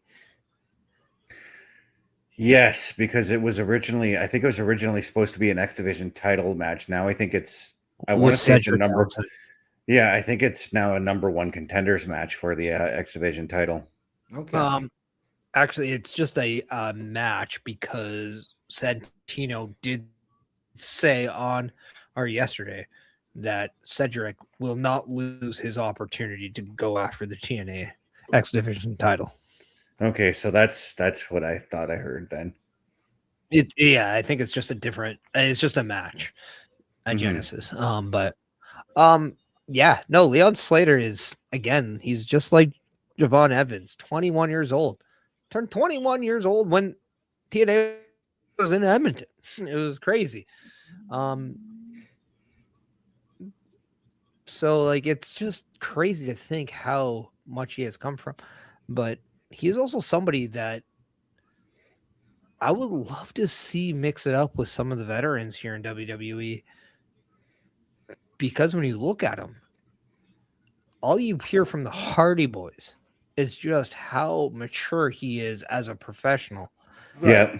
Imagine what he could learn when he's in the ring with The Miz, Randy Orton, Right. maybe even an Aleister Black, or even a Cody Rhodes at some point. Like some of the weapons and veterans that WWE now has. Let's not forget, it was just over a month ago, Leon Slater was at John Cena's last match teaming with Javon Evans against AJ Styles and Dragon Lee. Yep. Yeah. And Leon Slater made history for the first time ever, showing up on WWE main roster with a TNA title. So, like in the sense of a PLE, like forming that kind of like a Saturday Night's Main Event. Yeah. Because obviously, we know Joe Hendry has done it with the TNA title at the Rumble, WrestleMania. Jordan Grayson's done it with the TNA Women's title, so has Mickie James. Yes. Yeah, first person with the X Division title. Yeah.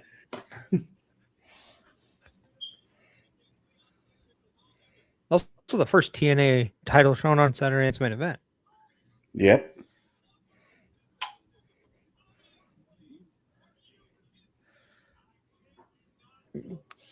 Now is Mello tricking him here? Yeah.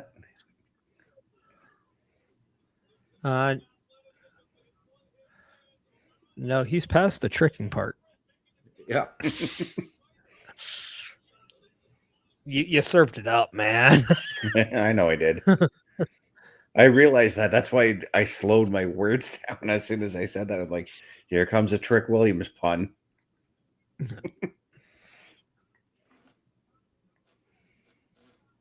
Now, I will say, I would love to see Carmelo Hayes do a couple shots in TNA. Yeah. I think that would be pretty fun to watch. I could see Leon Slater, if he is successful against Cedric Alexander, when that match happens, giving a return match to Carmelo Hayes in TNA for the X Division title. Well, I was going to say, if he doesn't open challenge for the X Division title and Carmelo Hayes opens it, I think we have some going. Now, we saw Carmelo come down here shaking hands, but then once Leon Slater came down, we sort of saw Carmelo maybe lean a little bit more towards his heel tactics, with the baiting Leon Slater in, come and get me in the ropes. No, Did Leon Slater being from the UK sort of shift the dynamic on this match? I think at some point you got to favor it, but I think somebody has to lead this match, right? Yeah. And that's just it. And Carmelo Hayes definitely is a clear-cut veteran here. He's been in the ring a lot longer. I think he's well over a decade of experience inside a wrestling ring. And Leon Slater is just 21 years old. Yeah. Mhm. So this is definitely a showcase of Carmelo Hayes as United States champion, but it's also to showcase Carmelo Hayes as an in-ring general and just how he goes with working with younger upcoming talent as well, and how he is. I think this is definitely a proven match for Carmelo Hayes, because I know a lot of people see his potential as being a future world champion. But what an amazing opportunity this is for him to showcase that by working with somebody as fresh as a Leon Slater is to the wrestling world. Yeah.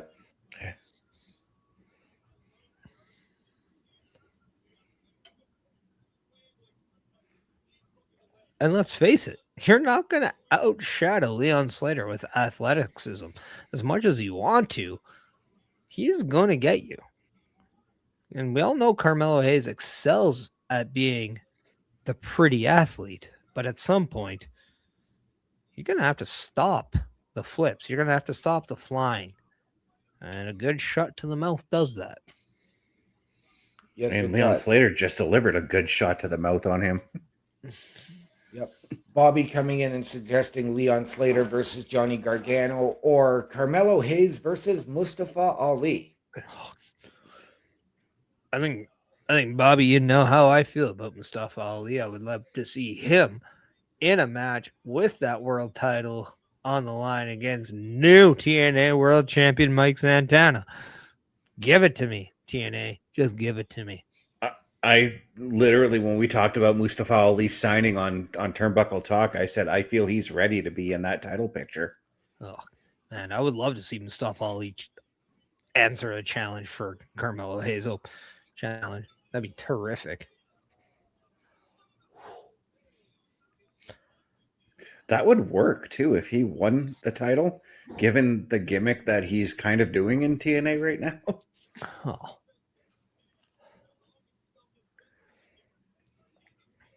I'm not going to lie. I would love to see Ethan Page also accept the open challenge title. Mm-hmm. And then change the U.S. title to the Canadian title. No, keep it as U.S. title. Just like Chelsea Green did. Yeah, I think we could see that next Friday on SmackDown from Montreal. That would be fantastic.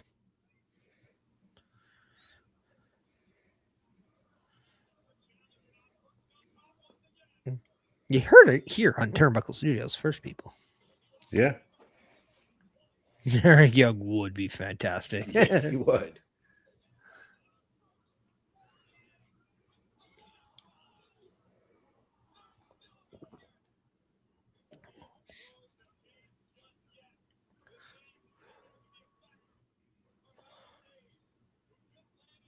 This is also weird to me because these guys are wearing colors of, obviously Carmelo's wearing colors of my favorite football team, New Orleans Saints, where Leon Slater is wearing colors of the team that is trying to be the New Orleans Saints and the Denver Broncos. It's weird.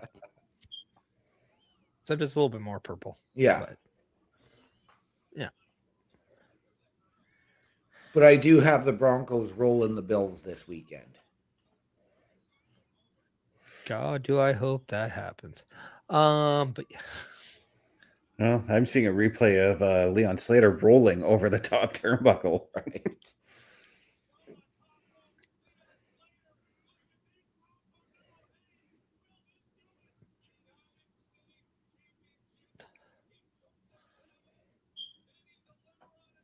I.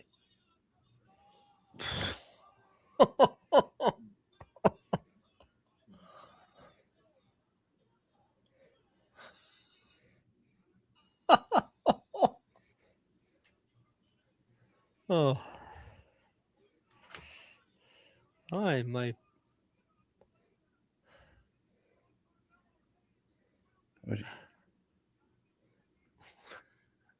I'm gonna go by your reactions.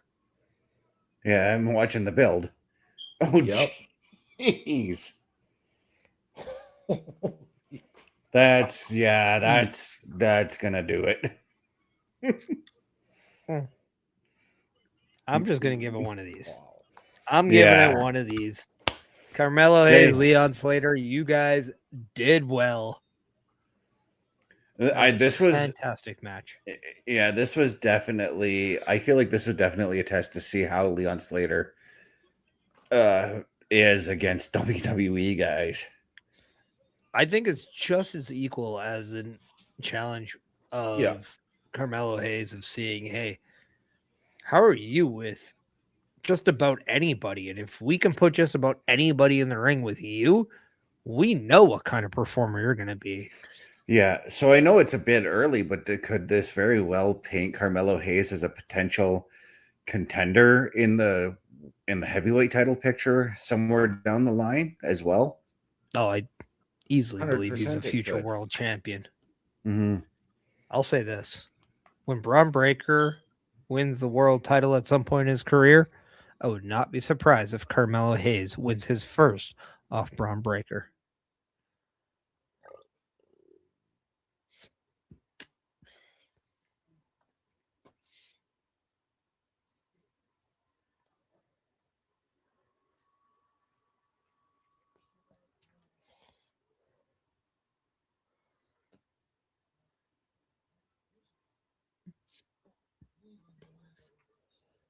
But someone who's taken a little bit of an intrigue in that title match was Shinsuke Nakamura.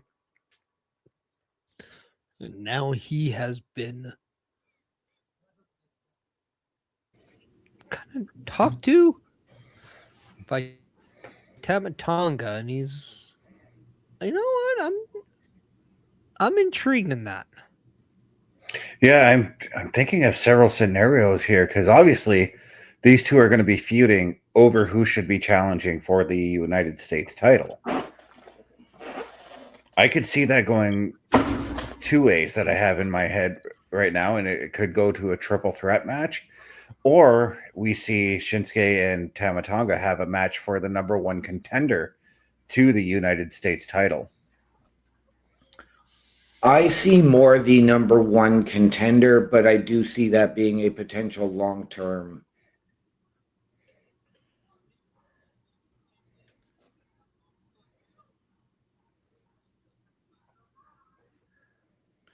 Okay. As the team of Fraxium sucker Johnny Gargano with a cheap shot from behind. I have an idea. I don't know how you're going to like it, but we all know the rumors circulating around Tommaso Ciampa most likely not re-signing with WWE, and that may have already happened or not, but we haven't seen him on late as of late on the screen. Yeah. Friends of Johnny Gargano stays local, and he goes to a former, or not a former, but a current Cleveland man himself. What if The Miz becomes Johnny Gargano's partner to go up against Fraxium? I think I'd be okay with that. It would actually give something for the Miz to do. And it once again puts Miz in that limelight and could very well lead to the Miz again going in, getting into the championship picture. Dynamic the This is your turn now to say you don't like it. I'm actually okay with it. Yay! It's a bit of an odd mix in Johnny Gargano and The Miz, but I can get behind it. The Miz definitely provides more showmanship to it, and Gargano provides the in-ring. Yeah. Just so you guys know, once again, commercial break. It's annoying me right now. And I am looking at downtown Las Vegas, Nevada. For WrestleMania, I have to assume. Yes. But no, I do like the idea of Miz and Gargano as a tag team. And OMD, you brought up odd combination. Kiana James and Julia are an odd combination, and they work. So, yep. I mean, Charlotte Flair and Alexa Bliss is an odd combination in itself. It works. So is Sheamus and Cesaro. It worked. Hey, at one point somebody said peanut butter and jelly was an odd combination. And guess what? It effing worked. Right? What about chocolate and peanut butter? Hey, you know what? Let's not go extreme. Let's not go extreme. Because anybody with common sense knows chocolate and peanut butter go well with each other. Yeah. But, you're free to put your chocolate in my peanut butter, but that's not here nor there. But if everybody thinks that, they might be an odd match, it's another reason to go to turnbucklestudios.org/join. Because you know what? You could be the chocolate to our peanut butter or vice versa. Because you just never know. We could be the cups that run wild on everyone. Just like Reese's Pieces and the Reese's Pieces cups. Yeah, see what I'm doing there? But you know what? It's fun. Best, are you out of commercial yet? Because we're stalling. Commercial 5 of 7, and now you guys are making me thinking of the white chocolate macadamia nut cookies I have in my pantry right now. All right, this is what happens when we sell. I blame WWE for doing European tours because this is what you get, people, for content. We're just weird. So I am in the promo package and vignette for Obafemi. Okay, pause that if you want. I am paused. Okay, good. Yeah. But yeah, this is also, I will add though, if you go to turnbucklestudios.org/join, what we are definitely wanting to, I think this is definitely something that is going to be public knowledge now. We are definitely looking for someone who is an editor of sorts, who can definitely help us with shorts, help us with a lot of those kind of stuff. So if by chance that is a wheelhouse of yours, we would like to hear from you, because I think a lot of us would like to work with people who can help educate us. And we all know that we know how to have content. You see it in the weekly calendar. But we would like some help in certain areas, and we're just going to go there and specify one. So if you're on the rocks, if you just don't know, if you think you're the odd mix here, just know odd mixes work, as we have provided you with examples from the wrestling world and from our hunger world, I guess. It all works. So don't be afraid to go to turnbucklestudios.org/join, because we do want to hear from you, and we would love to see and hear what you're capable of, and what we would love to work with anybody. I'm back, and I've got the Obafemi package. All right, but do you have the video stuff going on? I do.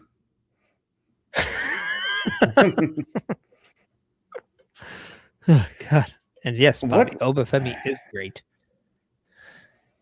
I'm still trying to figure out which roster he goes to. I still think it could be SmackDown, because I just feel like there's a lot of untold stuff between him and Drew. I do have belief that he will be a Raw guy. But I am appreciative that he is getting a SmackDown vignette, because I think a lot of his vignettes were on Raw. Actually, they've been airing them on on SmackDown and Raw. So it's kind of like they're teasing, okay, which roster is he going to? OMD, you're unmuted. Yeah, I believe he's going to Raw as well. I think that the one-off with Drew in that match that he had with Cody at Saturday night's main event, I think that's something you build to over time. It's not something you need to just rush right into. With Raw, he can still go there, get the guidance. I know Perish, I believe, has suggested that he could become the heater for the New Day. I said that's a possibility. Now, with the rumors surrounding Powerhouse Hobbs, I've changed my stance on that one. Yeah. Powerhouse Hobbs makes a lot more sense than Obafemi.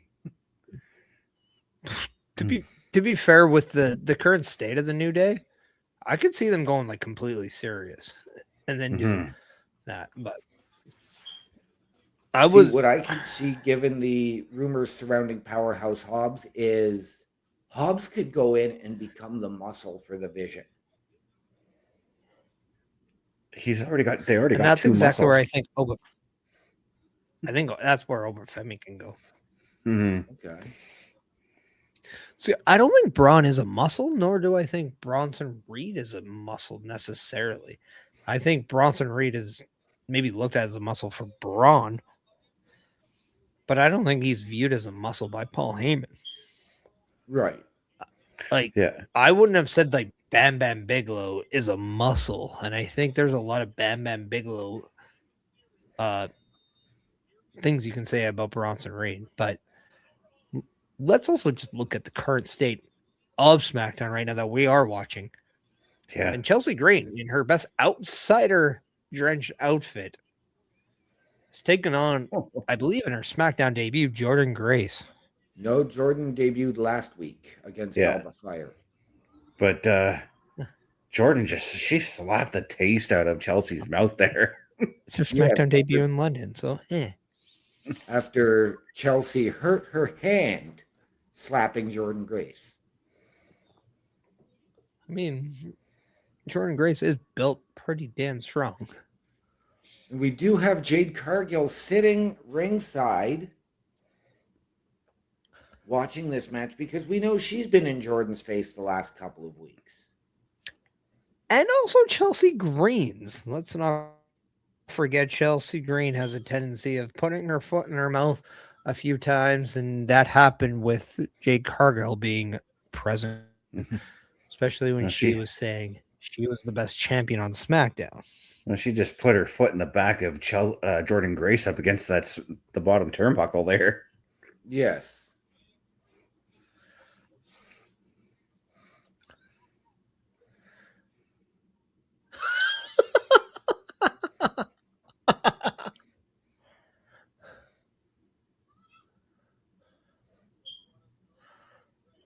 This is probably the best opening, one of the first few matches Jordan Grace could have.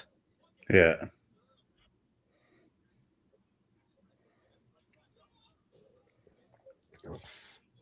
Now, I will say, I would love to see Jordan Grace be the person who dethrones Julia for that United States Championship. Okay. I'd be all right with that.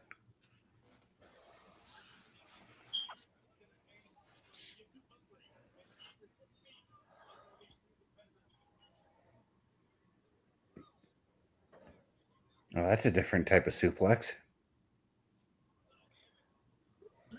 It is one she's been doing pretty regularly, but yes, I would like to know what the name of that is.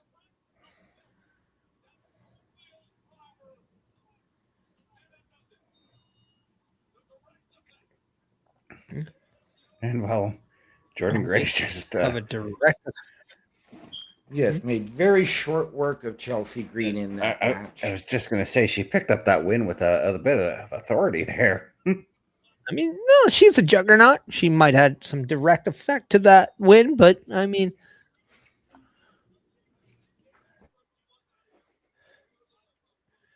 you know, Jordan Grace now is probably eyeing up Jade Cargill.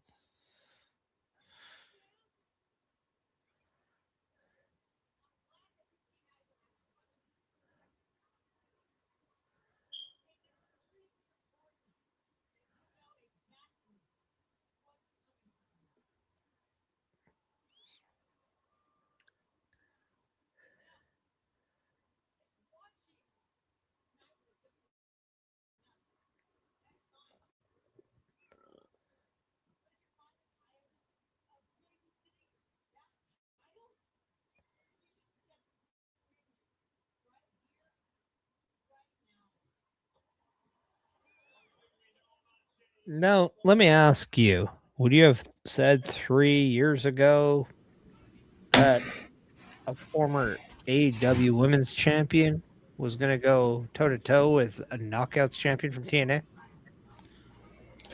I don't think we ever would have thought it.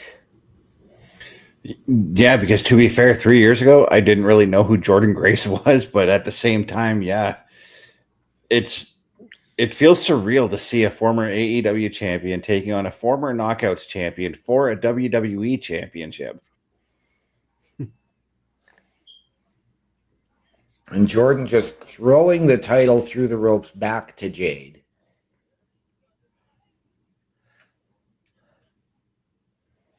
I gotta wonder if this match happens at the Royal Rumble.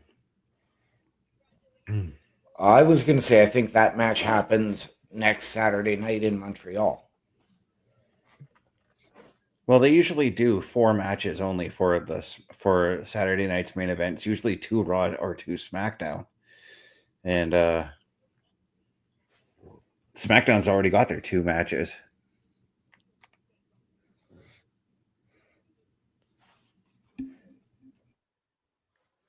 Well, nobody said that Raw has to be dominant or equal on the representation. They could also take the time to have more matches on the Rumble card outside of the Rumble. But who's to say we even have that match right now? Like, this could also just show you a focused Jordan Grace. Maybe, just maybe, she has a great showing in the Royal Rumble match, as this would be her second Royal Rumble match. Yep. As a WWE signed talent. She could also go to the Elimination Chamber and win and maybe get a shot at the championship. There's a lot of different ways. There's a part of me though that once again that wants to see a women's tag team title elimination chamber. Yeah. Now I do have my Raw and my SmackDown pick for the women's Royal Rumble.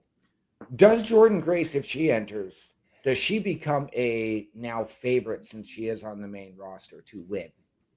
Well, if she isn't challenging Jade at Royal Rumble, I did say this last week. She fastly became one of my picks to win it.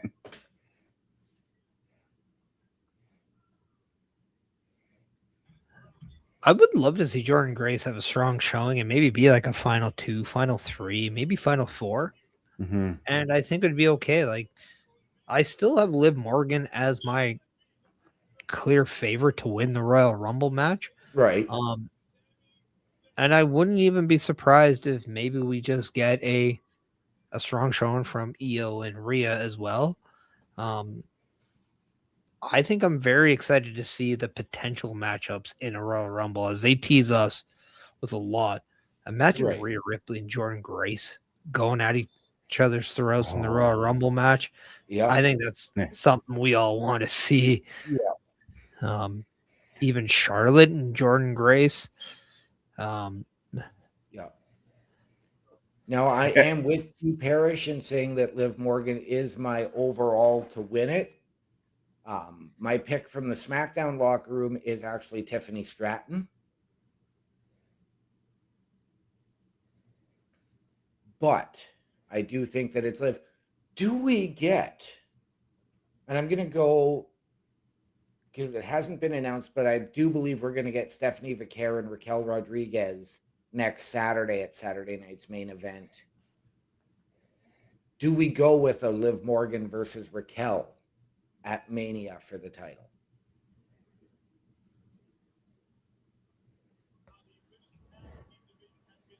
We'll have to wait and see. But next week, Women's Tag Team Championship, #1 contenders triple threat match in Montreal next week. Okay. I already am picking Nia and Lash to win this match. I think I'm going to go with that one as well. And the WWE Tag Team titles are on the line next week as the Wyatt Six defend against MFT. Wow.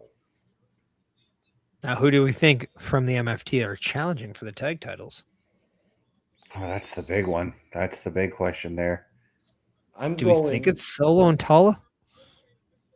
I No, think so. I'm ruling out Tama already because of him trying to get into the U.S. title picture, but that's still, I mean, he could still very well be added to that match. I am going with the brothers. I am going with Tongaloa and Talatonga. All right. As I do believe we're in the main event, let's get one more ad readout, shall we? Let's do it.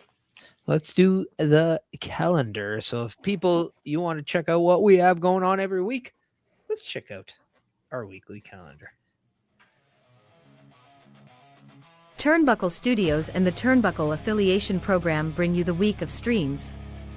Monday nights you get the Locker Room Breakdown at 7 p.m. Eastern, followed by the Raw Patrol at 8 p.m. Eastern. Tuesday brings you the flagship show, Turnbuckle Talk, at 8:05 p.m. Eastern. Wednesday we play games with the PlayStation Showcase at 8 p.m. Eastern.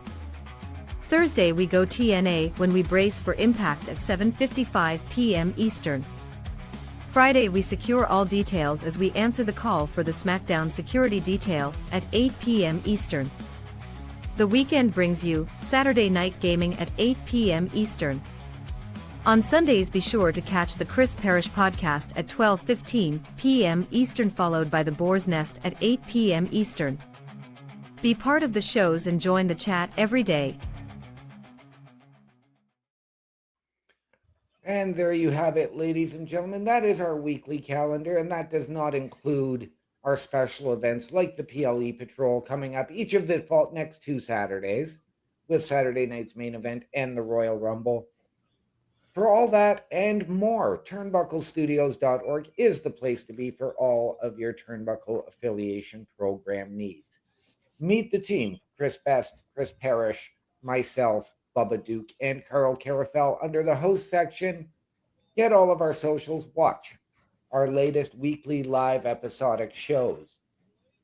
Hit the join button. Tell us how you can help us, how we can help you, and we can sit down and figure out as a collective the right fit. And ladies and gentlemen, support your favorite shows, support your favorite podcasters, wear what we wear. Head on over to carlcarafel.redbubble.com. All of the proceeds come back into our studios to deliver you a better experience.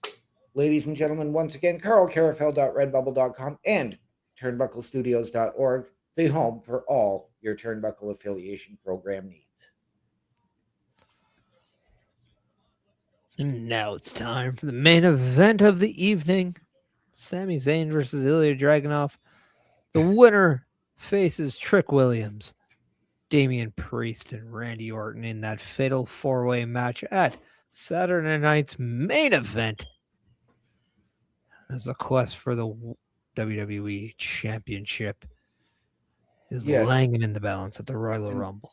This match is a rematch of sorts, as it was Ilja Dragunov on his first night back who dethroned Sami Zayn in the U.S. Open Challenge. Neither of them, of course, the U.S. champion anymore. So different stakes on the line. Where do we see this match going, guys? Sami Zayn wins. To the finish.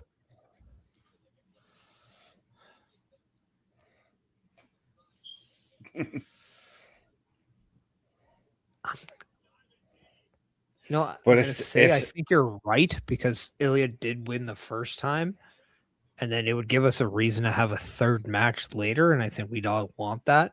Yeah. But I really would love to see Ilja Dragunov get that shot.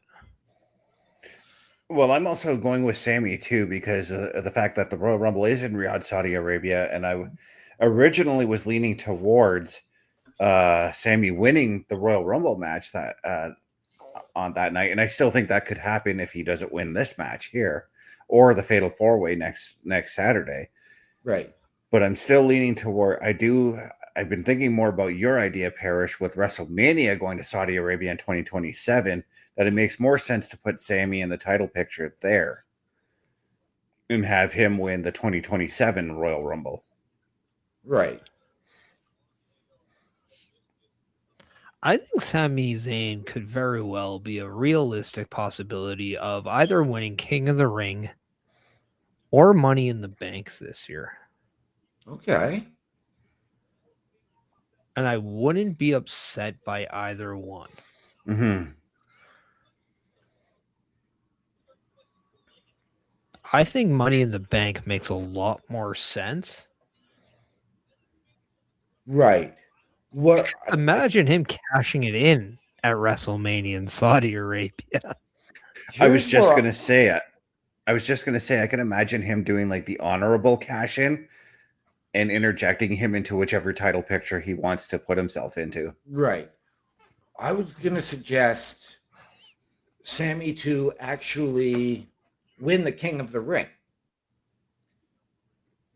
win the title at SummerSlam, and then he goes on. And then does he win Crown Jewel and become the Crown Jewel champion this year in Saudi Arabia? Part of me thinks I'll go with about 60% of your, well, maybe 75%.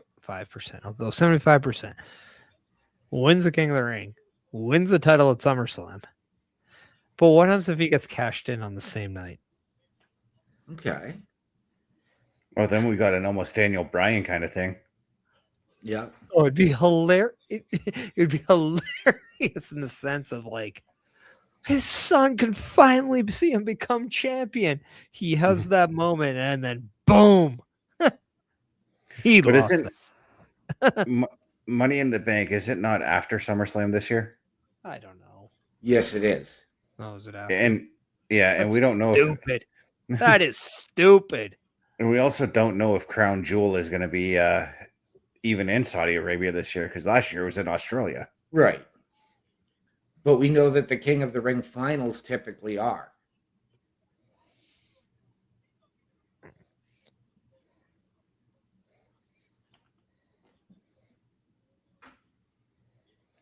Yeah, and I like how you said typically, because we don't even know if the King and Queen of the Ring finals are going to be even in Saudi this year. If they are, all right. But right now, Sami and Ilja Dragunov are giving us a heck of a match, and Jesus, Ilya's busted open something fierce. Again.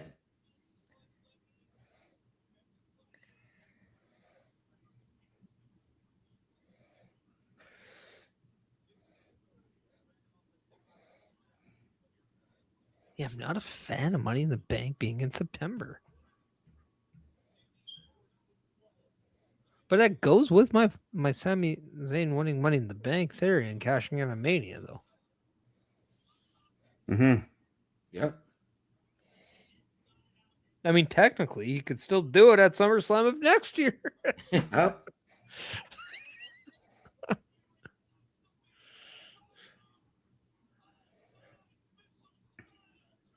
Jesus. What a vicious drop kick from Dragunov. Yeah, who's already busted open. Yeah, I'm trying to. How did he get busted open? Probably a kick. These two have a tendency of just hitting the absolute, you know what, out of each other. Yes. Oh yeah. It's just funny that Sami doesn't ever bleed, but Ilja is just very quick to the little bloodshed. Well, I mean, probably kicks like that would do it. Yeah. Okay.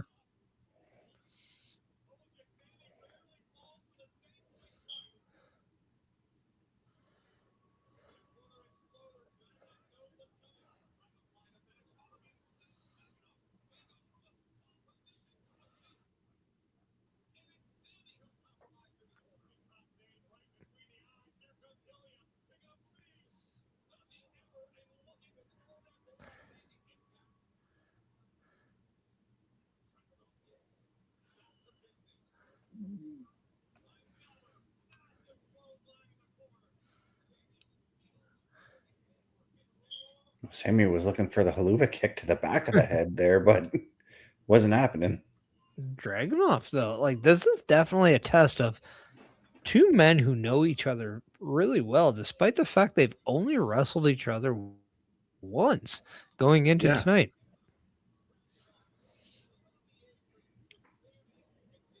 And I remember coming out of that last US title match saying I want to see more of these two, and here we are. Yeah, right?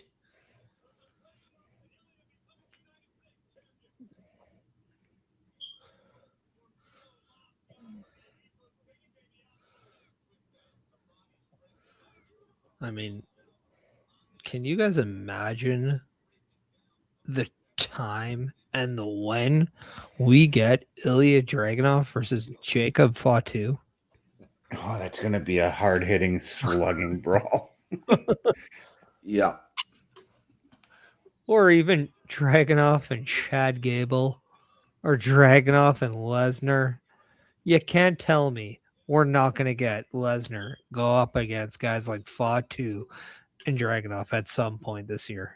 Yeah. But Dragunov landing awkwardly on his neck there. Yes. I think his neck landed on the knee of Sami Zayn. That's what I mean by landing awkwardly.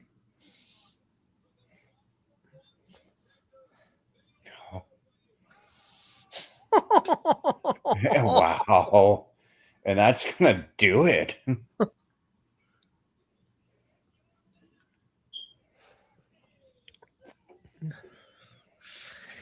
To anybody who says they can't look great in a loss, I don't think you're watching Ilya Dragunov. Right?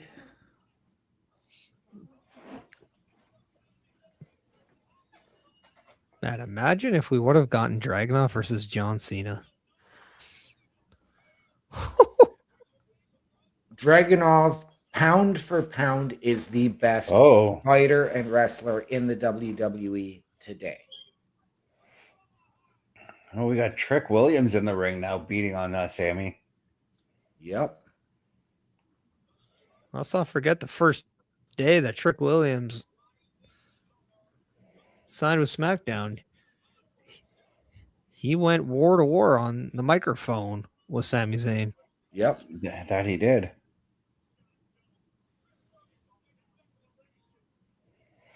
But like you said, he also traded barbs with Randy Orton as well. Yep.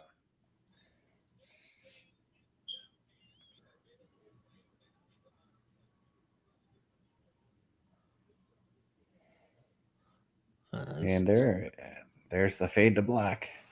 SmackDown is over. Trick Williams standing tall. I think it could be safe to say that maybe Trick Williams, Sami Zayn could be something we see post Saturday night's main event.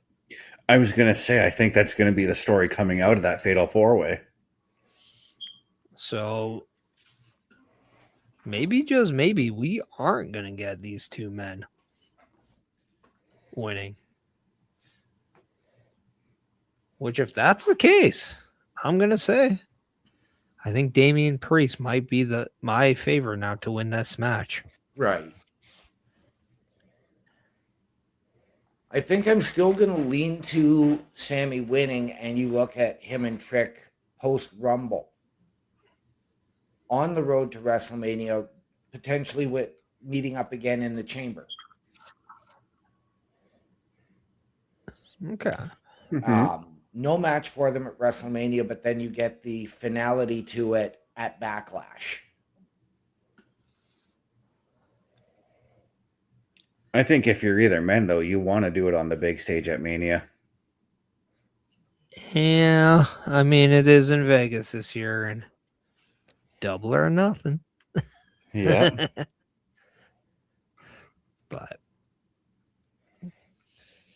But nonetheless, guys, SmackDown done. This is the third 3-hour SmackDown that we've seen. Thoughts, takes. OMD, let's start with you. Absolutely loved the show tonight. It was, well, nonstop. Everything built, everything escalated. We know that the road to WrestleMania starts at the Royal Rumble. I think it's begun early. And I think we are going to get a lot more. Everybody is starting to really elevate their games. I don't think there was really a bad match tonight. And with everything now coming up next week as well with the women's #1 contenders, the match is now signed for Saturday night's main event. I am ecstatic for this next week in the WWE. But ladies and gentlemen, if you are looking for me on the socials, it is my link tree, linktr.ee/OMD show. Mr. Best, over to you. Yeah, I thought tonight's show was actually pretty decent. And for once, I have 2 matches of the night. And that definitely goes to the Dragunov Sami Zayn match and the Carmelo Hayes. I almost said Javon Evans, Leon Slater match. But yeah, I liked how tonight they actually decided to actually start booking for 2 shows. Because now we got some plans for Saturday night's main event, and we've now have plans for the Royal Rumble with Cody Rhodes throwing his name in that hat. And as you said, OMD, I'm looking forward to how Raw responds. I'm looking forward to the #1 contenders women's tag match next week, and the men's tag team title match next week. Then this next week is going to be awesome. Over to you, Mr. Perish. Yeah, and let's not forget that we already have some matches advertised for next week's SmackDown. In both tag team titles are kind of being represented with a triple threat #1 contendership with Charlotte Flair and Alexa Bliss going up against Julia and Kiana James, going up against Nia Jackson, Lash Legend. One of those teams are going to face off against the women's tag team champions. And then we have the MFTs up against the Wyatt Six for the men's tag team championship. So we got some tag team title drama going on next week. So I think I kind of like that aspect. And let's not forget how amazing it is to see just how active WWE has been with the women's tag team titles over the last month and a half. It has been a revelation. And I think we can give a lot of credit to Alexa Bliss and Charlotte for kind of bringing them back to light. But at the same time, this division has really heated up, and I can't wait to see what it does next. And that just might be one of my best takeaways from SmackDown here tonight. You can find me on my link tree at Chris Perish, but if there's another link tree I'm going to direct you to, it's one called Wrestling with Entertainment. That's right. I was able to join with the man known as James J for an audio interview that is now up on their YouTube. So go check out Wrestling with Entertainment there. You can catch me every Sunday at 12:15 p.m. Eastern Time with the Chris Perish podcast. It's going to be a lot of fun. And guess what, people? We just might do something different each and every week. So you always want to stay tuned. Now I'll throw it up to either one of you. All right. We close up. OMD, what are those famous words we like to go out on? Ladies and gentlemen, please always remember the world is better with you in it. From all of us here at Turnbuckle Studios and the Turnbuckle Affiliation Program, to those of you out there wherever you are, good night, good luck, we out. I'll be there when you're down, when you're losing your ground.